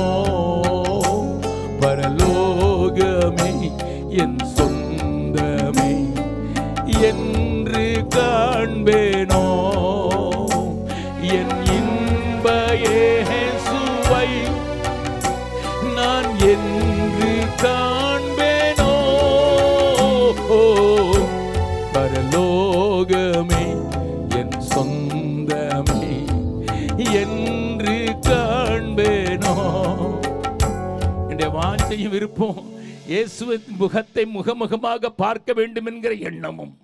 பரலோகம்தான் எனக்கு சொந்தம், நான் இங்கே இருக்கிறது என்னுடைய குடியிருப்பு பரலோகத்தில் இருக்கிறது என்று சொல்லுகிறவள் மாத்திரம்தான் விசுவாசத்தை காத்துக் கொள்வதற்கு என்ன வந்தாலும் சரி நான் உறுதியோடு இருப்பேன், நான் அசைக்கப்பட மாட்டேன் என்று சொல்வதற்கு தைரியம் உள்ளவர்களாக மாற வேண்டும். அது விசுவாசத்தை காப்பதற்கு தேவையானது. ஏனென்றால் Satan's attack is to affect your faith on Jesus Christ. எந்த சோதனை வந்தாலும் கொஞ்சம் யோசித்து பாருங்க. உன்னுடைய விசுவாசம் அவருடைய பிடியில் இருக்கிறதை, அவர் மேலே இருக்கிறதை கொஞ்சம் தளர்த்துவதற்காகவே உனக்கு கண்ணீர், வேதனை, உபத்திரவங்கள், பிள்ளையினுடைய நடவடிக்கைகள் உன்னை அசைத்து விடுவதற்கு வாய்ப்பு உண்டு. மறந்து விடாதே. ஆகையினால உன் கண்கள், நான் ஒரு பாட்டில் எழுதியிருக்கிறேன், விண்ணை விட்டு என் கண்ணை அகற்றிடேன், விண்ணை விட்டு என் கண்ணை அகற்றிடேன், மண்ணின் வாழ்வையும் நான் குப்பையாக எண்ணுகிறேன் என்கிற எண்ணத்தில் நிறைந்த ஒரு வாழ்க்கைக்கு சபைகள் வழிநடத்தப்படுவதாக, விசுவாச பிள்ளைகள் வழிநடத்தப்படுவதாக, தேவ ஜனங்கள், தேவ மக்கள் அதற்கு நேராக வழிநடத்தப்படுவதற்கு தான் சபையை தேவன் வைத்திருக்க. தேவன் அதை செய்வாராக. இன்னொரு காரியத்தையும் கொஞ்சம் காட்டி கொடுக்கிறேன், வாசிக்கலாம். 1 தீமோத்தேயு 1வது அதிகாரத்தின் 19வது 20வது வசனங்களை நாம் வாசிக்கலாம். இந்த நல் மனசாட்சியை சிலர் தள்ளிவிட்டு விசுவாசமாகிய கப்பலை சேதப்படுத்தினார்கள். இமெனேயும் அலெக்சந்தரும் அப்படிப்பட்டவர்கள். அவர்கள் தூசியாதபடி சிட்சிக்கப்பட அவர்களை சாத்தானிடத்தில் ஒப்புக் கொடுத்தேன். இன்னொரு காரியம் நம்முடைய விசுவாசத்தை பலமிழுக்க செய்கிறதை இங்கே பவுல் தீமோத்தேயுக்கு அழகாக சுட்டி காட்டுகிறார். அதைத்தான் 19வது வசனத்தில் சொல்லுகிறார். அதுக்கு முன்னால் உள்ள வசனங்களிலேயும் நல் மனசாட்சியை குறித்து பேசுகிறார். நீங்களும் நானும் அறிந்திருக்கிறது போல இயேசு கிறிஸ்துவை சொந்த இரட்சகராக ஏற்றுக்கொண்டு ஞானஸ்நானத்துக்கு நான் ஒப்புக் கொடுக்கும் போது எனக்குள்ளே நடக்கிற ஒரு பெரிய காரியத்தை நீங்கள் புரிந்து கொள்ள வேண்டும். இந்த வசனத்துக்கு வருவதற்கு முன்னதாக அந்த வசனத்தை கொஞ்சம் பார்க்கலாம். 1 பேதுரு 3வது அதிகாரத்தின் 27வது வசனத்தை வாசிக்கலாம். அதற்கு ஒப்பனையான ஞானஸ்நானமானது மாம்ச அழுக்கை நீக்குதலாயிராமல் தேவனை பற்றும் நல் மனசாட்சியின் உடன்படிக்கையாயிருந்து. தேவனை பற்றும் நல் மனசாட்சியின் உடன்படிக்கையாயிருந்து இப்பொழுது நம்மையும் இயேசு கிறிஸ்துவினுடைய உயிர்த்தெழுதினால் ரட்சிக்கிறது. இந்த உடன்படிக்கையில ஏற்படுகிற ஒரு காரியம், நாம் ஆண்டவரோடு கூட ஒரு நல் மனசாட்சியை உடையவர்களாக மாறுவோம். மனசாட்சியை மாத்திரமல்ல, ஆனால் அதையும் தாண்டி ஞானஸ்தானத்துக்கு நான் ஒப்புக் கொடுத்து இனி வாழ்வது அவர்தான், நான் அவருக்காக வாழ்கிறேன் என்று சொல்லுகிற சாட்சியுள்ள அந்த உடன்படிக்கையை நீங்கள் செய்யும் போது, ஒரு திருமணத்தில் நடக்கிறது போல ஒரு உடன்படிக்கையை நீங்கள் செய்யும் போது நடக்கிற ஒரு காரியம், உங்களுக்கு ஒரு நல் மனசாட்சி உருவாகிறது. அதை குறித்து நான் அதிகம் பேச வேண்டியதில்லை, ஆனால் சொல்லிவிடுக விரும்புகிறேன். இந்த நல் மனசாட்சியை எப்படியாயிலும் கெடுத்து விடுவதற்கு சத்துரு சில பவுலோடு ஊழியம் செய்த ஊழியர்களையும் உபயோகப்படுத்தினான் என்பதற்காகத்தான் 2 பேர் பேரையே சொல்றான். இவங்க வேலை என்ன தெரியுமா? நல் மனசாட்சியை கெடுத்தா விசுவாச கப்பல் கீழே போயிடும் தெரியும். அருமையான தேவனுடைய பிள்ளைகளே, நீ கேட்கிற உபதேசத்தை குறித்து எச்சரிக்கையாயிரும். அந்த உபதேசங்கள் அது யார் வாயில கேட்டாலும் சரி, எந்த விதமான சபையில கேட்டாலும் சரி, தைரியமாக சொல்லுவேன், அது உன்னிடத்தில் இருக்கிற மனசாட்சியை எடுத்து போடுவதற்கான காரியங்களை செய்து உன்னுடைய மனசாட்சியை மழுங்க வைக்கிற காரியங்களை செய்வாய் என்றால் நீ அவர்களை விட்டு ஓடு என்று லெனார்ட் ரேவன்ஹில் எழுதுகிறார். Run away, run. உன்னுடைய மனசாட்சியை தாவீது கஷ்டப்பட்டு அலைந்து திரிந்து அனாதை போல, தங்குமிடம் தெரியாமல் ஒரு கௌதாரியை போல வேட்டையாடப்பட்டு சவுலுக்கு ஓடுகிற காட்சியை சாமுவேலின் புஸ்தகத்தில் நீங்கள் அழகாக வாசிக்கலாம். அபிஷேகம் பண்ணப்பட்டவன் தான், ஊரறிய நாடறிய வெற்றி வாகை சூடினவன் தான், ராஜாவுக்கு மருமகன் தான். ஆனால் அந்த மருமகனையே போட்டு வாங்குவதற்கு சவுல் தொடரும் போது அவனுக்கு ஒரு சந்தர்ப்பம் கொடுக்கப்படுகிறத வேதம் நமக்கு அடையாளம் காட்டி கொடுக்கிறது. அவனுடைய சால்வையின் ஓரத்தை கத்தரித்துக் கொள்ளும்படியாக அவனுக்கு ஒரு சந்தர்ப்பம் வருகிறது. எதை செய்ய விரும்புகிறான் தாவீது? ஐயா சவுலே, என்ன எங்களால் ராஜாவாக ஏற்றுக்கொள்ளப்பட்டவரே, என்னுடைய உறவின் முறையின்படி மாமனாரே, நீர் என்னை காலி பண்ண நினைக்கிறீர். நானோ இப்படிப்பட்ட சந்தர்ப்பங்களை கூட உபயோகப்படுத்தாதவனாக நான் உம்மை காக்க விரும்புகிறேன் என்பதை காண்பிக்கிறதுக்காக அவன் வெட்டினான் என்றாலும் என் சத்திய வேதம் சொல்கிறது அவனுடைய மனது படபட படபட என்று துடித்ததாம். How can I touch an anointed person's cloth? A Saul, எப்படி ஒரு அபிஷேகம் பண்ணப்பட்ட ஒரு வஸ்திரத்தை வெட்டுவதற்கு எனக்கு தைரியம் என்று அவன் மனசாட்சியில குழம்புகிற அந்த தாவீது, வசதிகள் பெருகின போது, வாய்ப்புகள் கொடுக்கப்பட்ட போது, ஜனங்களுடைய கண்கள் எல்லாம் அவனையே நோக்கி வாயிலிருந்து வருகிற வார்த்தை தேவனுடைய வார்த்தை போல இருக்கிறது என்று சொல்லுகிற காலம் வந்த போது அவனுடைய கண்கள் பத்சேபா என்கிற இன்னொருவனுடைய மனைவியை பார்த்ததினால் அவளை கூப்பிட்டு அவளோடு படுத்துறங்குவதற்கும் அவனுடைய மனசாட்சி மழுக்கப்பட்டு போயிட்டது. நான் சில வேளைகளில் யோசித்து பார்ப்பேன், why God made David like that? When he had nothing, he was sharp. When he had everything, he lost. நல்ல கவனிங்க, ஒண்ணுமே இல்லாம இருக்கும்போது மனசாட்சி ரொம்ப கூர்மையா இருந்துச்சு, எல்லாம் வந்த உடனே மனசாட்சியே போயிடுச்சு. பக்கத்தில் உங்களை திரும்பி பக்கத்தில் உங்க கையை பிடிச்சி உங்களை பற்றி சொல்லலைன்னு சொல்லுங்க. உங்களை பற்றி சொல்லலை, நீங்க மனசாட்சியை ஷார்ப்பாகவே காத்துக்கொள்ளுங்க. இதை மழுக்குவதற்கான பிரசங்கங்கள், இதை மாரடிக்கிறது, தேவனோடத்தில் பேசி தேவனோடு கூட உறவு கொள்கிற அந்த நல் மனசாட்சியை காத்துக்கொள்ள விடாதபடிக்கு நடக்கிற ஏராளமான பிரசங்கங்களை நான் இங்கே குறிப்பிட முடியும். நேரத்தை கருதி நான் உங்களுடைய தீர்ப்புக்கு விட்டு விடுகிறேன். What kind of doctrine you listen? What kind of hallelujah teachings you get every week after week after week? கொஞ்சம் யோசித்து பாருங்கய்யா. போயிட்டு வந்துட்டு பாவத்தை கண்ட ஒரு அருவருப்பு உண்டாகிறது. தூரத்தில் வரும்போது இந்த பாவம்னு தெரிகிற அப்படிப்பட்ட சாட்சியா? எல்லாம் எல்லாரும் தான் செய்கிறான், அப்படித்தான் இருக்கிறான் அப்படி என்கிற மனப்பான்மையை உருவாக்குகிற காரியங்களா? அதனாலதான் அடிக்கடி பவுல் தீமோத்தேயை சொல்வது, உபதேசத்தை குறித்து நீ கேட்கிறத குறித்து கொஞ்சம் ஜாக்கிரதை அருடா என்று எழுதுகிறார். எல்லா வசதிகளும் வந்த போது என்னுடைய மனசாட்சி அதில் உறுத்துவதே இல்லை. ஆமா, இப்படிதான் இருக்கும், உலகத்தில் இருக்கிறோம், உலகத்தில் இருக்கிறதுக்கு அப்படிதான் இருக்கும்.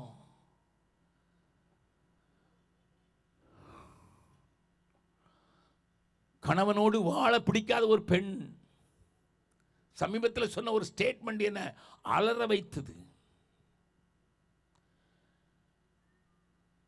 என்ன சொன்னா தெரியுமா?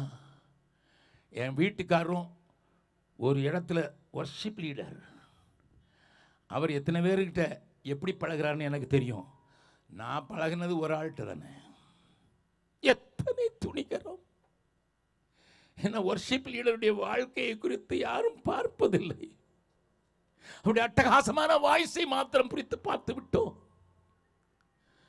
தேவஜனமே, கொஞ்சம் விழித்துக் கொள்ளுங்கள். விழித்துக் கொள்ளுங்கள். இது உங்களை தட்டி எழுப்புவதற்காக சொல்லப்படுகிற வார்த்தை. உன்னுடைய விசுவாச கப்பலை சேதப்படுத்துவதற்கான எந்த காரியத்தையும் பவுல் அவனை திருப்ப முடியல. கூட இருந்தான், டீமில் தான் இருந்தான். அந்த அலெக்சாண்டரும் இம்னையும் கீழே தான் இருந்தான். என்னெல்லாம சொல்லி பார்த்தார், வசனத்தை சொல்லி பார்த்தார், தரிசனத்தை சொல்லி பார்த்தார், எல்லாரும் சொல்லி பார்த்தார். ஒன்றும் முடியல. சாத்தான்ட்டு கொடுத்துருக்கான். அவன் தான் லாய்க்கு இவங்களுக்கு நக்கி இவங்க மண்ணை எடுக்கிறதுக்கு. உங்களுக்கு தெரிந்திருக்கிறபடி சாத்தானுக்கு கொடுக்கப்பட்ட சாபம் என்னது? மண்ணை நக்குவாய். எனக்கு மண்ணுக்குள்ள இருக்கிற சுவாபத்தை நக்கிறதுக்கு யார்கிட்ட தான் கொடுக்கணும் சொல்லுங்க? வசனம் நம்மை சுத்தமாக்கும். பரிசுத்த ஆவியானவருடைய நிறைவு நம்மை பரிசுத்தப்படுத்தும். ஆண்டவர் இவைகளெல்லாம் நமக்கு சாதகமாக வைத்திருக்கிறார். மற்றவர்களை சுத்தப்படுத்துவதற்கு ஏராளமான காரியங்களை செய்வார்கள். அநேக நேரங்களிலே சோதனை வழியாக போய் அல்லது சிக்ஷை வழியாக போய் நான் சுத்திகரிக்கப்பட்டு அவருடைய பரிசுத்தத்துக்கு ஒத்த பரிசுத்தத்துக்கு நான் மாறுகிறதுக்கான வாய்ப்புகள் வரும்போது அதற்கெல்லாம் கூட செவிசாய்க்காமல் இன்னமும் கடினப்படுத்தலுடைய மனதை மறுபடியுமாக சென்சிட்டிவாக அதை புரிந்து அல்ல காரியங்களை தெளிவாக பார்க்கக்கூடியவனாக, அனுபவிக்கக்கூடியவனாக, ஓடுகிறவனாக மாற்றுகிற ஒரு பெரிய காரியம். சத்துருவில் இருக்கிற மண்ணை நக்குவதற்கு சில நேரங்களில் பெரிய பெரிய தேவ ஊழியர்கள் இப்படிப்பட்ட காரியங்களுக்கு தன்னோடு கூட இருக்கிறவர்களே விட வேண்டிய அவசியம் கட்டாயம் இந்த காலத்தில் அதிகமாய் உண்டாயிருக்கிறதுன்னு நான் சொல்லுவேன். என்ன கேட்கிறவர்களே, உடைய விசுவாச கப்பல் சேதப்படுவதற்கு, அதில் ஏதோ ஒரு தொலையை போடுவதற்கு நீங்கள் நல்லா கவனிச்சிருக்கீங்களா? கப்பலுக்கு வெளியே இருந்து வர்ற ஆபத்தை காட்டிலும் உள்ளே இருக்கிற ஒரு எலி பயங்கரமான ஆபத்தை செஞ்சிடும். அதனால தான் ஆண்டவர் உன்னத பாட்டில் சொன்னார், திராட்சை தோட்டங்களை கெடுக்கிற குள்ள நரிகளையும் சிறு நரிகளையும் பிடியுங்கள்.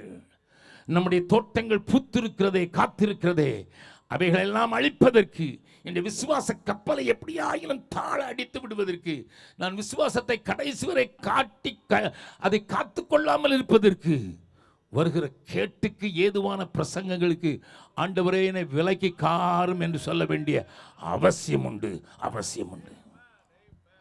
தேவன் நம்மோடு கூட பேசுவாராக. ஹல்லேலூயா, ஹல்லேலூயா. மற்றவர்களோடு என்னை ஒப்பிட்டு பார்த்து அதனால என்னுடைய விசுவாசத்தை நான் இழந்து விடக்கூடாது. எனக்கு வருகிற கஷ்டங்கள் பாடுகளை வைத்து அதை வைத்து என்னுடைய விசுவாசத்தை அளந்து விடக்கூடாது. மாறாக இதையும் சேர்த்து நான் தேவையில்லாத பிரசங்கங்களுக்கு என் செவியை தாய்த்துக்கூடாது. ரொம்ப நல்லா இருக்கு பிரதர் பேசுறது, ரொம்ப இன்ட்ரெஸ்டிங்காக இருக்கு பிரதர். இன்ட்ரெஸ்டிங்காக தான் இருக்குன்னா ஏவாளக்கா ஏமாந்துட்டாயா? கூடவே புருஷன் இருந்தா சாயங்காலம் வரைக்கும் அது பொறுத்துருக்க கூடாதா?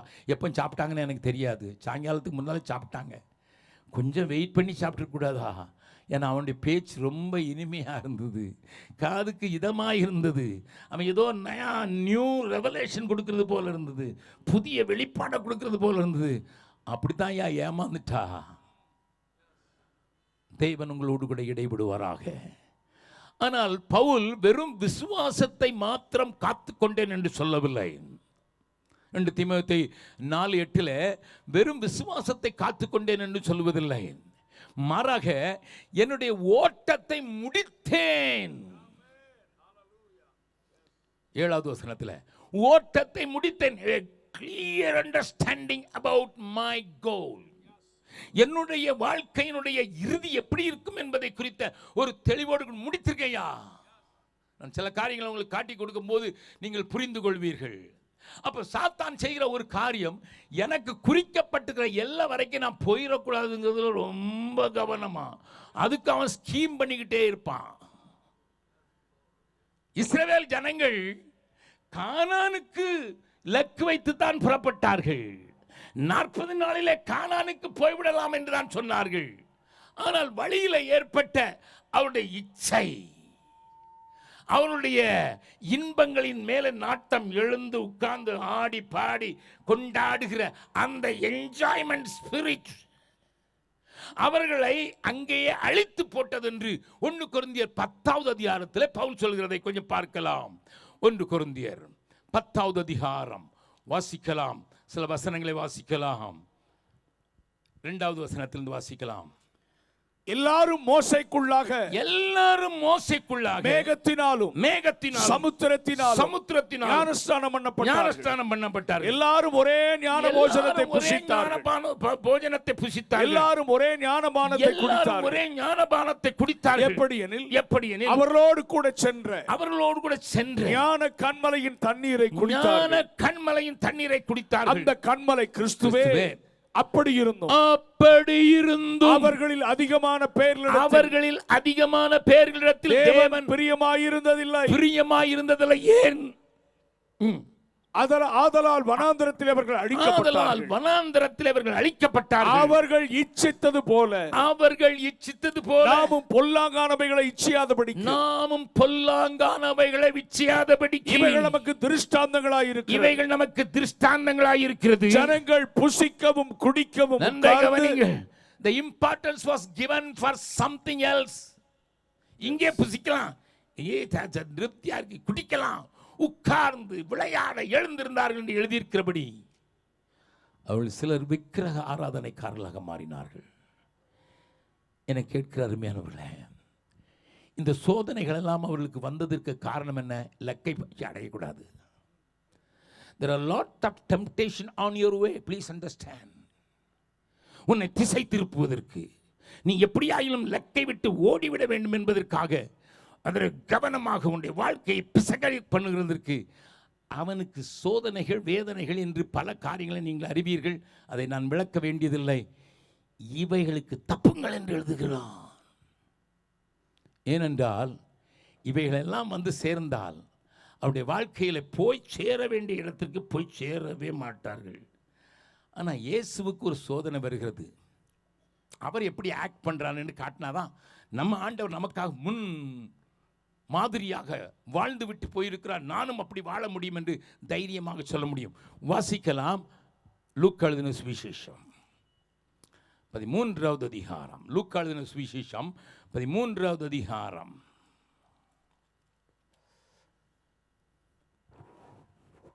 31வது வசனத்தை வாசிக்கலாம்.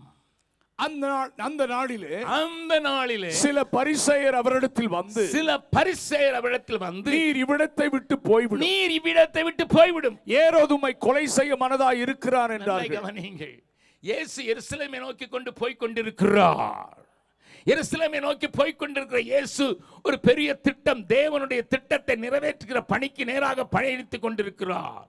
சிலுவை மரணத்தினால் முழு உலகத்தையும் ரட்சிப்பதற்காக தேவ திட்டத்தை நிறைவேற்றுகிற பணியிலே அவர் போய் சேர்ந்து விடக்கூடாது என்பதில்லை.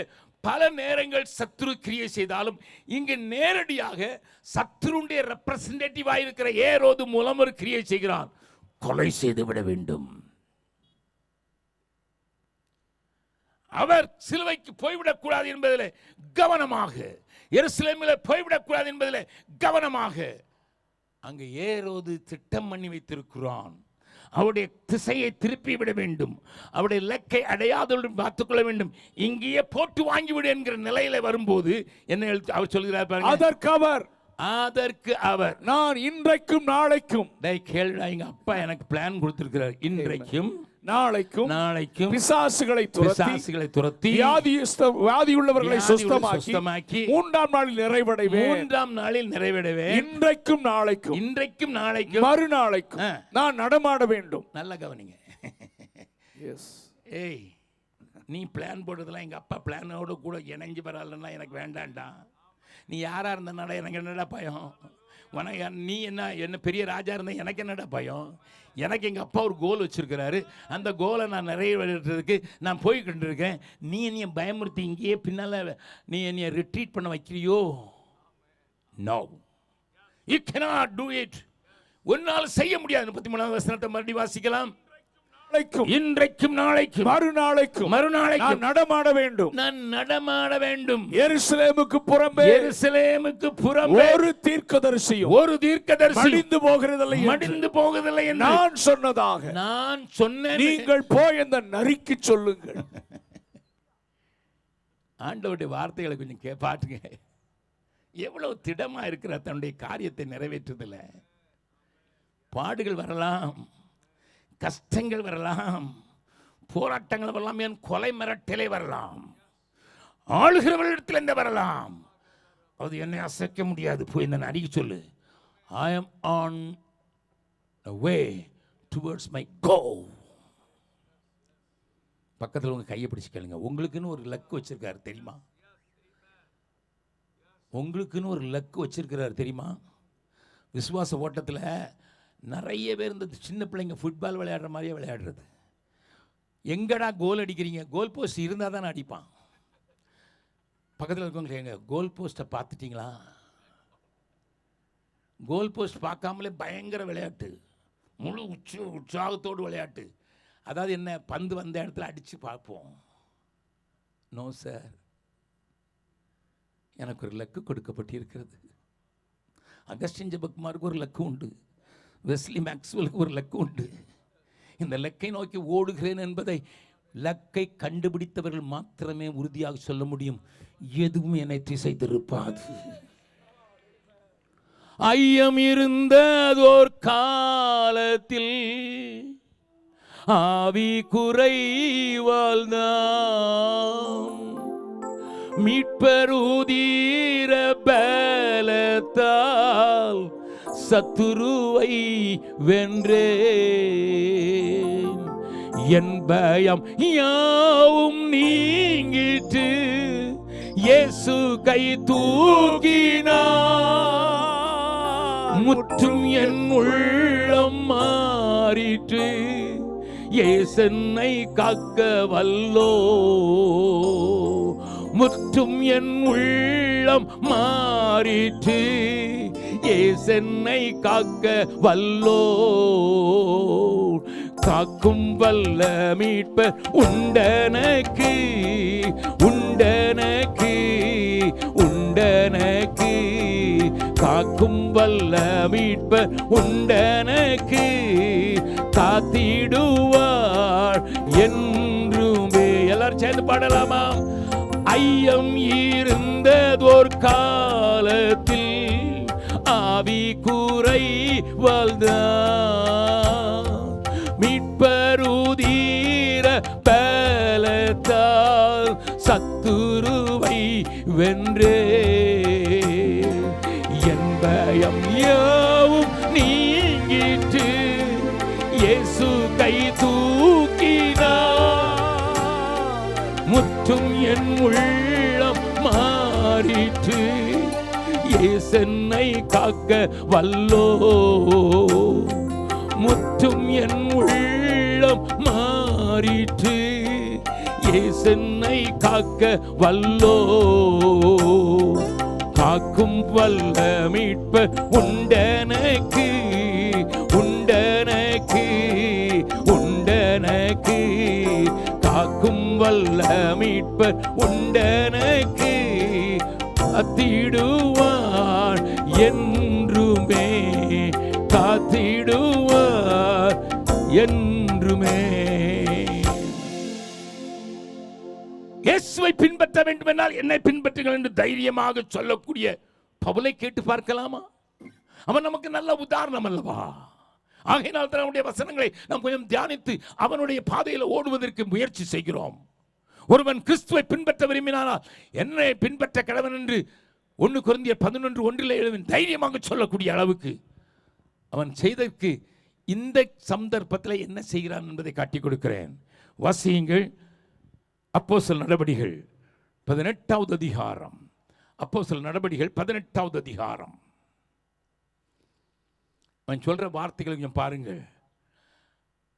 20வது 21வது வசனத்தை வாசிக்கலாம். அவன் இன்னும் சில காலம், அவன் இன்னும் சில காலம் தங்களுடனே இருக்க வேண்டும் என்று, தங்களோடு இருக்க வேண்டும் என்று அவர்கள் கேட்டுக்கொண்ட போது, அங்கே உள்ளவர்கள் கேட்டுக்கொண்ட போது அவன் சம்மதியாமல், வருகிற பண்டிகையிலே எப்படியாயினும் நான் எருசலேமில் இருக்க வேண்டும், எப்படியாயிலும் நான் எருசலேமில் இருந்துதான். உங்க என்ன வரவேற்பு இருக்குதா? அங்க பாராட்டு விழா இருக்குதா? 3 முறை மிஷனரி டிராவல் பண்ணிட்டு வந்துட்டே, நீ பெரிய காரியங்களை சாதித்து விட்டீரே, தேசங்களை சந்தித்து விட்டீரே, அநேக சபைகளை உருவாக்கி விட்டீரே, இருந்த இடங்களிலெல்லாம் சபைகளை உருவாக்கின என் அருமையான பவுலே உமக்கு வரவேற்பு காட்டியிருக்கிறது, வாருங்கள் உமக்கு விருது கொடுக்க போகிறோம் என்று எருசலேமில் காத்திருந்தார்களா? அவனுடைய வாயிலை கேட்கலாம். இங்கே கை வைத்துக் கொள்ளுங்கள். 20வது அதிகாரம், அப்போஸ்தலர் நடபடிகள் 20வது அதிகாரம். அவன் சொல்கிறதை பாருங்கள். 22, 23 வசனங்களை வாசிக்கலாம். இப்பொழுதும் நான் ஆவியிலே கட்டுண்டவனாய் எருசலேமுக்கு போகிறேன். Hallelujah. I am a person led by the Lord alone. Yes. Amen. மனுஷனுடைய ஆலோசனையினால் நடக்கிறவன் அல்ல. The spirit in me works wonders at the same time, leads me.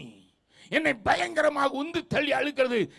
ஆவியிலே கட்டுண்டவனாக எருசலேமுக்கு போகிறேன். அங்கே எனக்கு நேரிடும் காரியங்களை நான்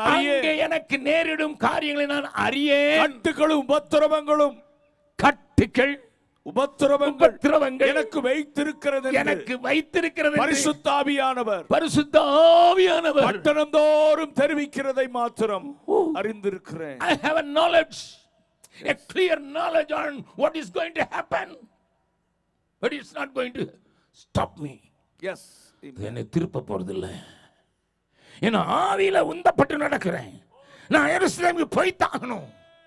பட்டணங்கள் தோறும் பரிசுத்த ஆவியானவர் சொல்றாரு, கட்டிகள், உபத்திரவங்கள், பாடுகள், வேதனைகள், அடிகள், உதைகள், பட்டணம் தோறும் அவர் சொல்லிட்டே வராரு. It's not going to affect me. காரணம் என்ன? அடுத்த வசனத்தை வாசிக்கலாம். அங்கதான் அவனுடைய தீர்மானம், உறுதியான தீர்மானம். ஆகிலும் அவைகளில் ஒன்றையும் குறித்து கவலைப்பட என் பிராணனையும் நான் அருமையாக எண்ணேன். என் ஓட்டத்தை சந்தோஷத்தோட முடிக்கவும். அந்த வார்த்தை தான் முக்கியம். என்னுடைய ஓட்டத்தை நான் முறுமுறுப்போடு, கடினத்தோடு, பல்லை கடித்துக் கொண்டல்ல, சந்தோஷத்தோடு முடிக்கவும். தேவனுடைய கிருபையின் சுவிசேஷத்தை பிரசங்கம் பண்ணும்படிக்கு நான் கர்த்தராகிய இயேசுவினிடத்தில் பெற்ற ஊழியத்தை நிறைவேற்றவுமே விரும்புகிறேன். I want to do that. பெற்றதாவற்ற இயேசுவை போல வாழ்ந்து விட்டானா பவுல்? எஸ். இயேசு சொன்னாரு, அந்த நரியை போய் சொல்லுங்க, அவன் என்னை இங்கே ஸ்டாப் பண்ண முடியாது, என்னை நிறுத்த முடியாது, என்னை கொலை செய்து விட முடியாது. என்னை கேட்கிற அருமையானவர்களே, இந்த திட நம்பிக்கை இன்றைக்கு சபைக்கு உண்டாகித்தானாக வேண்டும். சபையை கொண்டு இந்த உலகத்தில் தேவன் ஒரு பெரிய காரியத்தை சாதிக்க வஞ்சிக்கிறார். அதில் அங்கமாக்கி இருக்கிறதுக்கு, உங்களை அங்கமாக்கி இருக்கிற காரணம், அந்த சாதனையிலே நீங்களும் ஒரு சாதனையாளர்களாக மாறிவிட வேண்டும் என்பதற்காகத்தான் உங்களை தெரிந்து கொண்டு உருவாக்கி வருகிறார். சபையின் ஊழியக்காரர்கள் அதைத்தான் செய்ய வேண்டும். அந்த வைராக்கியத்தை உனக்குள்ளே ஏற்றிவிட வேண்டும். எதற்காக பிடிக்கப்பட்டேனோ அதற்காக என் பிராணனை அருமையாக எண்ணாமல் என் ஓட்டத்தை சந்தோஷத்தோடு முடிக்கணும். தேவ பிள்ளையே, இந்த மாலை நேரத்தில் உங்களோடு கூட இருந்து மல்லாடி கொண்டிருக்கிறார். இந்த வசனத்தை வாசிக்கும் போது அல்லது பவுலுடைய வார்த்தைகளை தியானிக்கும் போது எனக்கு ஒரு சின்ன சந்தேகம். என்ன சந்தேகம்னு சொல்கிறேன், கேளுங்க, நல்லா கேளுங்க. இதே வார்த்தை இன்றைக்கு நம்ம மத்தியிலும் துணிக்கிறது என்பதை சொல்லுவதற்காக சொல்ல விரும்புகிறேன். ரோமருக்கு எழுதின நிருபம், அவனுடைய வார்த்தைகளை கொஞ்சம் கவனியுங்கள். அவன் தன்னுடைய வாழ்க்கையினுடைய பிரயாணத்தையும் ஐட்டினரியும் குறித்து இங்கே சொல்கிற காரியத்தை நீங்கள் பார்க்கலாம். ரோமருக்கு எழுதின நிருபம் 15வது அதிகாரம் 19வது வசனத்திலிருந்து கொஞ்சம் வாசிக்க போகிறோம். இப்படி எருசலேம் துவக்கி சுற்றிலும் இல்லிரிக்கும் தேசம் வரை கிறிஸ்துவின் சுவிசேஷத்தை பூரணமாய் நான் பிரசங்கித்திருக்கிறேன். மேலும் அவருடைய செய்தியை அறியாதிருந்தவர்கள் காண்பார்கள் என்றும் கேள்விப்படாதிருந்தவர்கள் உணர்ந்து கொள்வார்கள் என்றும் எழுதியிருக்கிறபடி நான் மற்றொருவனுடைய அஸ்திபாரத்தின் மேல் கட்டாதபடிக்கு கிறிஸ்துவினுடைய நாமம் சொல்லப்பட்டிராத இடங்களில் சுவிசேஷத்தை அறிவிக்கும்படி நாடுகிறேன். உங்களிடத்தில் வருகிறதுக்கு இதனாலே அநேகம் தரம் தடைப்பட்டேன். இப்பொழுது இந்த திசைகளிலே எனக்கு இடமில்லாதபடியினாலும் நான் பிரீச் பண்ணி முடிச்சிட்டேன். எல்லா ஊர்களிலும் ஆண்டவருடைய நாமத்தை அறிவிச்சிட்டேன். இந்த திசைகளில் எனக்கு இடமே இல்லை, நான் போகாத இடமே இல்லை. அப்படி இருந்தால உங்களிடத்தில் வரும்படி அநேக வருஷமா எனக்கு மிகுந்த விருப்பம் உண்டாயிருக்கிறபடினாலும் ஸ்பானியா தேசத்திற்கு பிரயாணம் பண்ணுகையில் இங்கதான் அவருடைய ஐட்னரியை சொல்றாரு. I have a program to take the gospel to Spain as a first man. ஸ்பானியா தேசம் என்கிற ஸ்பெயின் தேசத்திற்கு நான் போய் அங்கே வந்து சுவிசேஷத்தை பிரசங்கிப்பதற்கு உங்களிடத்திலிருந்து கொஞ்சம் சற்று திருப்தி அடைந்து நீங்களே வழிவிட்டு எனக்கு அந்த ஊருக்கு, அந்த புதிய இடத்திற்கு, நான் போகாத இடத்துக்கு நீங்கள் அனுப்பிவிட வேண்டும் என்று நான் எதிர்பார்க்கிறதுனால உங்களிடத்தில் வர்றேன். இதான் அவருடைய ஐட்டினரி. எனக்கு இப்போ ஒரு பெரிய கேள்வி, உங்களை பற்றி எனக்கு தெரியாது. பவுல இப்படி ஒரு ப்ரோக்ராம் போட்டு வச்சிருந்தீங்களே, ஆமாம், ஆனால் நீங்கள் ரோமாபுரிக்கு போன போது அங்கேயே உங்களை தலையை வெட்டி கொன்று உங்கள் ஓட்டத்தை முடிச்சுட்டாங்களே ரோம அரசாங்கம். ஆண்டவர் உங்களை கைப்பிடித்த நாளில் ராயனுக்கு முன்பாக நிற்பா என்பதை நிறைவேற்றினார். ஆனால் உங்கள் ஐட்டினரியில் இருந்த ஸ்பெயின் தேசத்தை, உங்கள் இருதயத்தில் இருந்த வாஞ்சை நீங்கள் நிறைவேற்றாமல போயிட்டீங்களே. அந்த கேள்வி நான் பவுலிடத்தில் நேரடியாக கேட்க வாய்ப்பு கிடைத்தால் அவர் என்ன சொல்லியிருப்பார் தெரியுமா? எனக்கு எல்லாம் அது வரைக்கும், அதுக்கு மீதிக்கு தீமோத்தேயு 2 அதிகாரம் 2வது வசனத்தின்படி நான் கொஞ்சம் பேர்ட்ட ஒப்பு கொடுத்துட்டு வந்துட்டேன். அவங்க they will carry forward.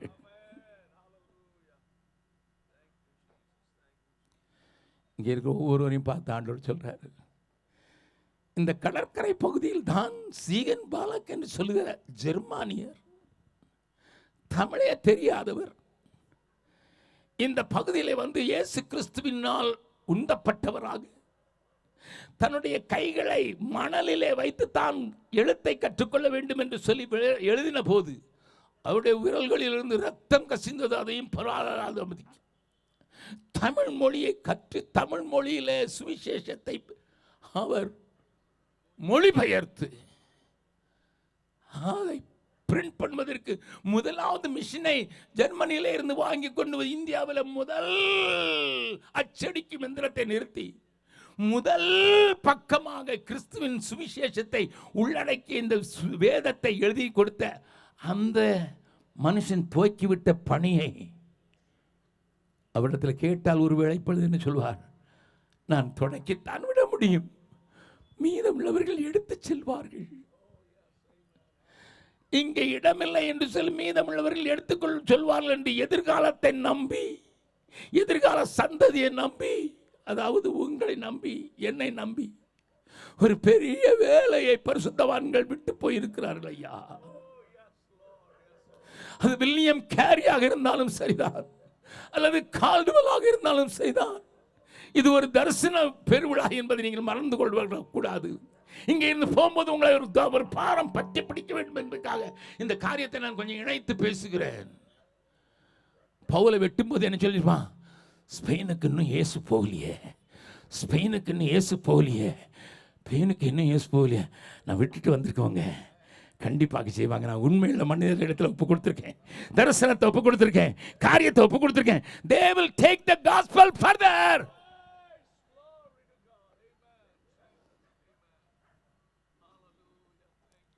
உங்களையும் நம்பி, சகோதரியை ஒன்றையும் நம்பி, சகோதரா உங்களை நம்பி ஆண்டவர் பெரிய பொறுப்பை பரிசுத்தவான்கள் செய்து முடிக்க வாஞ்சித்து கண்ணீர் வடித்து ஜெபித்த அந்த காரியத்தை நீங்கள் செய்து முடிக்கணுட்டு மேகம் போன்ற திரளான பரிசுத்தவான்கள் உங்கள் மேலே கண்களை வைத்து செய்ய மாட்டார்களா என்று சொல்லும்போது இங்கேயே தங்கி விட்டது மாத்திரமல்ல, தம்பி பெஸ்லி சொன்னது போல இங்கே அடுத்த பிரான்ச் துபாயில், அடுத்த மாநிலங்கள் கண்ணுக்கு தெரியாதோ, இந்த பரந்த பாரதம் கண்ணுக்கு தெரியாதோ, தேவன் அந்த தரிசனத்தை உங்களுக்கு தரவில்லையோ? ஆண்டவர் சில வாலிபர்களோடு கூட தொடர்ந்து பேசும்படியாக வாஞ்சிக்கிறார். சில வாலிப உள்ளங்களோடு கூட தேவன் பேச விரும்புகிறார். எனக்கு ஒரு பெண்ணை தெரியும், நான் முகமுகமாக பார்த்ததில்லை, அவளை குறித்து தெரியும். இந்த கவனியுங்கள், அவர்கள் 1903 எழுப்புதல் அங்கே ரிவைவல் உண்டாகி வந்தபோது 1904 ஜெஃப்ரே என்று சொல்லி ஜார்ஜ் ஜெஃப்ரே என்கிறவர் சபைகளை உண்டாக்கின போது the first convention for the first time in the area. அதிலிருந்து ஒரு பெண் சொன்னாள், ஆண்டவர் பரிசுத்தவான்கள் செய்து முடிக்காத வேலையை செய்வதற்கு என்னை இந்தியாவுக்கு அனுப்புகிறார். அன்றைக்கு ஃப்ளைட் கிடையாது, அன்றைக்கு கம்யூனிகேஷன் கிடையாது. ஒரு லெட்ரு போட்டால் 6 மாதம் கழித்து தான் வரும். அவர்களுக்கு உதவித்தொகை யாராலும் அனுப்பினா கூட 6 மாதம் கழித்து தான் கையில் கிடைக்கும். அப்படிப்பட்ட சூழ்நிலையில் a single girl took a ship from England, came to Bombay. மும்பைக்கு வந்து பூனா பகுதிகளில் ஒரு கோதுமை மணியாக விழுந்து விட்ட காரியம் எனக்கு தெரியுமோ? நான் ஒரு நாளிலே ஜெபித்து கொண்டிருந்த போது பண்டித ராமாபாயினுடைய முக்தி மிஷன் ஒரு பிராமண குடும்பத்திலிருந்து வேதனைகளின் மத்தியில் அனாதை பிள்ளைகளுக்கு காரியங்களை செய்த அந்த மகளுடைய காரியத்தை ஜெபிக்க, why Pandit ராமபாய் belonging to Bengal went to பூனான்னு சொல்லும்போது to continue the race of that girl. எனக்கு கேட்ட சத்தம் அதுதான். அந்த பெண் விட்டு விட்டு போனாலே அந்த வேலையை தொடர்றதுக்கு தான் நான் அவங்கள அங்கே கொண்டு வச்சு பூனாவில் நான் முக்தி மிஷன் என்பதை உண்டாக்கினேன். மகனே, அநேக பரிசுத்தவான்கள் செய்ய வாழ்ந்தது, அவர்களுக்கு கொடுத்தப்பட்டதில்லை, செய்ய வாழ்ந்தது, தங்களுடைய பலத்துக்கு மிஞ்சி ஓடி அவர்கள் செய்ய வாழ்ந்ததை செய்து முடிக்க வேண்டும் என்று இன்றைய சபையை கூடி வந்திருக்க ஒவ்வொரு தேவ மக்களையும் தேவன் பார்த்து செய்ய வேண்டிய வேலை பெருசாக இருக்கு. அதுக்கு ஏதாவது உங்கள் பங்கை கொஞ்சமாவது செலவழிப்பீங்களா? உங்கள் பிள்ளைய அனுப்பி தருவீங்களா? உங்கள் வாலிபர்களை ஏவி விட்ட, ஐயா நாங்கள் பின்னால் இருக்கோம்ப்பா, நீ அந்த வேலையை முடிச்சிருப்பா. ஏனென்றால் இந்த சுவிசேஷம், இந்த ராஜ்யத்தின் சுவிசேஷம் எல்லா ஜாதிகளுக்கும் சுவிசேஷமாக அறிவிக்கப்பட்டால் தான் சாத்தானுடைய ராஜ்யத்திற்கு முடிவு வரும். என்னுடைய ராஜ்யம் 1000 வருஷ அரசாட்சியம் ஆரம்பிக்கும் என்கிற ஒரு கண்ணீரின் சிந்தையோடு தான் ஆண்டவர் இந்த கூட்டத்தில் உலாவி கொண்டிருக்கிறார். என்னை கேட்கிற அருமையானவர்களே, இது தரிசன பெருவிழா என்கிறதுனால் ஒரு தரிசனத்தை சொல்லி முடிக்கிறேன். நீங்களும் நானும் சொல்ல வேண்டும். எனக்கு ஒரு ஜீவ கிரீடம் வைக்கப்பட்டிருக்கிறது. நான் ஒரு 5 கிரீடங்களை கொடுத்து பேசலாம் என்று நினைத்தேன். நான் நேரம் இல்லாதனால 5 கிரீடங்களை பேச விரும்பவில்லை. வேதம் நமக்கு சுட்டி காட்டுகிறது. 1 பேதுரு 5வது அதிகாரத்தில் மகிமையின் கிரீடம் அந்த மேய்ப்பர்களுக்கு வைக்கப்பட்டிருக்கிறது என்று, வாடாத கிரீடம் என்று அதை சொல்கிறார்கள். யாக்கோபை கேட்டால் அவன் சொல்வான், அங்கு ஜீவ கிரீடம் வைக்கப்பட்டிருக்கிறது. பொறுமையாய் சாந்த குணம் உள்ளவர்களாய் வாழ்ந்தவர்களுக்கு ஜீவ கிரீடம் வைக்கப்பட்டிருக்கிறது என்று சொல்வான். பவுலை கேட்டால் கொரிந்தியருக்கு எழுதும்போது அவன் சொல்வான் அழியாத கிரீடம் என்று சொல்வான். கூடவே அவனை கேட்டால் தெசலோனிக்க மக்களை பார்த்து நீங்க தான் எங்களுக்கு மகிழ்ச்சியின் கிரீடம் என்று சொல்லுவான். கிரீடம் பெற வாஞ்சிக்கிற நான், எனக்கென்று ஒரு பொறுப்பை கர்த்தர் கொடுத்திருக்கிறார் என்கிற உணர்வோடு அதில் என் பங்கை நான் நிறைவேற்ற விரும்புகிறேன். 93 வயது நிரம்பிய ஒரு மூதாட்டியை சமீபத்தில் நான் சந்திக்க நேரிட்டது. என்னுடைய வெளிநாட்டு பணயத்தில் அவர்கள் என்னை கேட்டு கேள்விப்பட்டிருந்தார்கள். என்னுடைய கையை பிடித்து நன்றாக தெளிவாக பேசுகிறார்கள், தெளிவாக பார்க்கிறார்கள். என் கையை பிடித்து கொண்டார். தம்பி, நான் சில ஜெபம் பண்ணியிருக்கேன். இந்த ஜெபத்தை நான் கண்ணீரினால் நினச்சிருக்கேன். இதனுடைய நிறைவேறுதலை பார்க்கறதுக்கு மாத்திரம் என்னை உயிரோடு வையும் சொல்லியிருக்கேன். 93 years old, she is strong. அவங்க தெளிவாக பேசுகிறாங்க. அப்போ நான் கேட்டேன், ஏதாவது ஒரு குறிப்பிட்ட பகுதியா? உங்கள் ஊரில் தான் இருக்குப்பா, உங்கள் நாட்டில் தான் இருக்குது.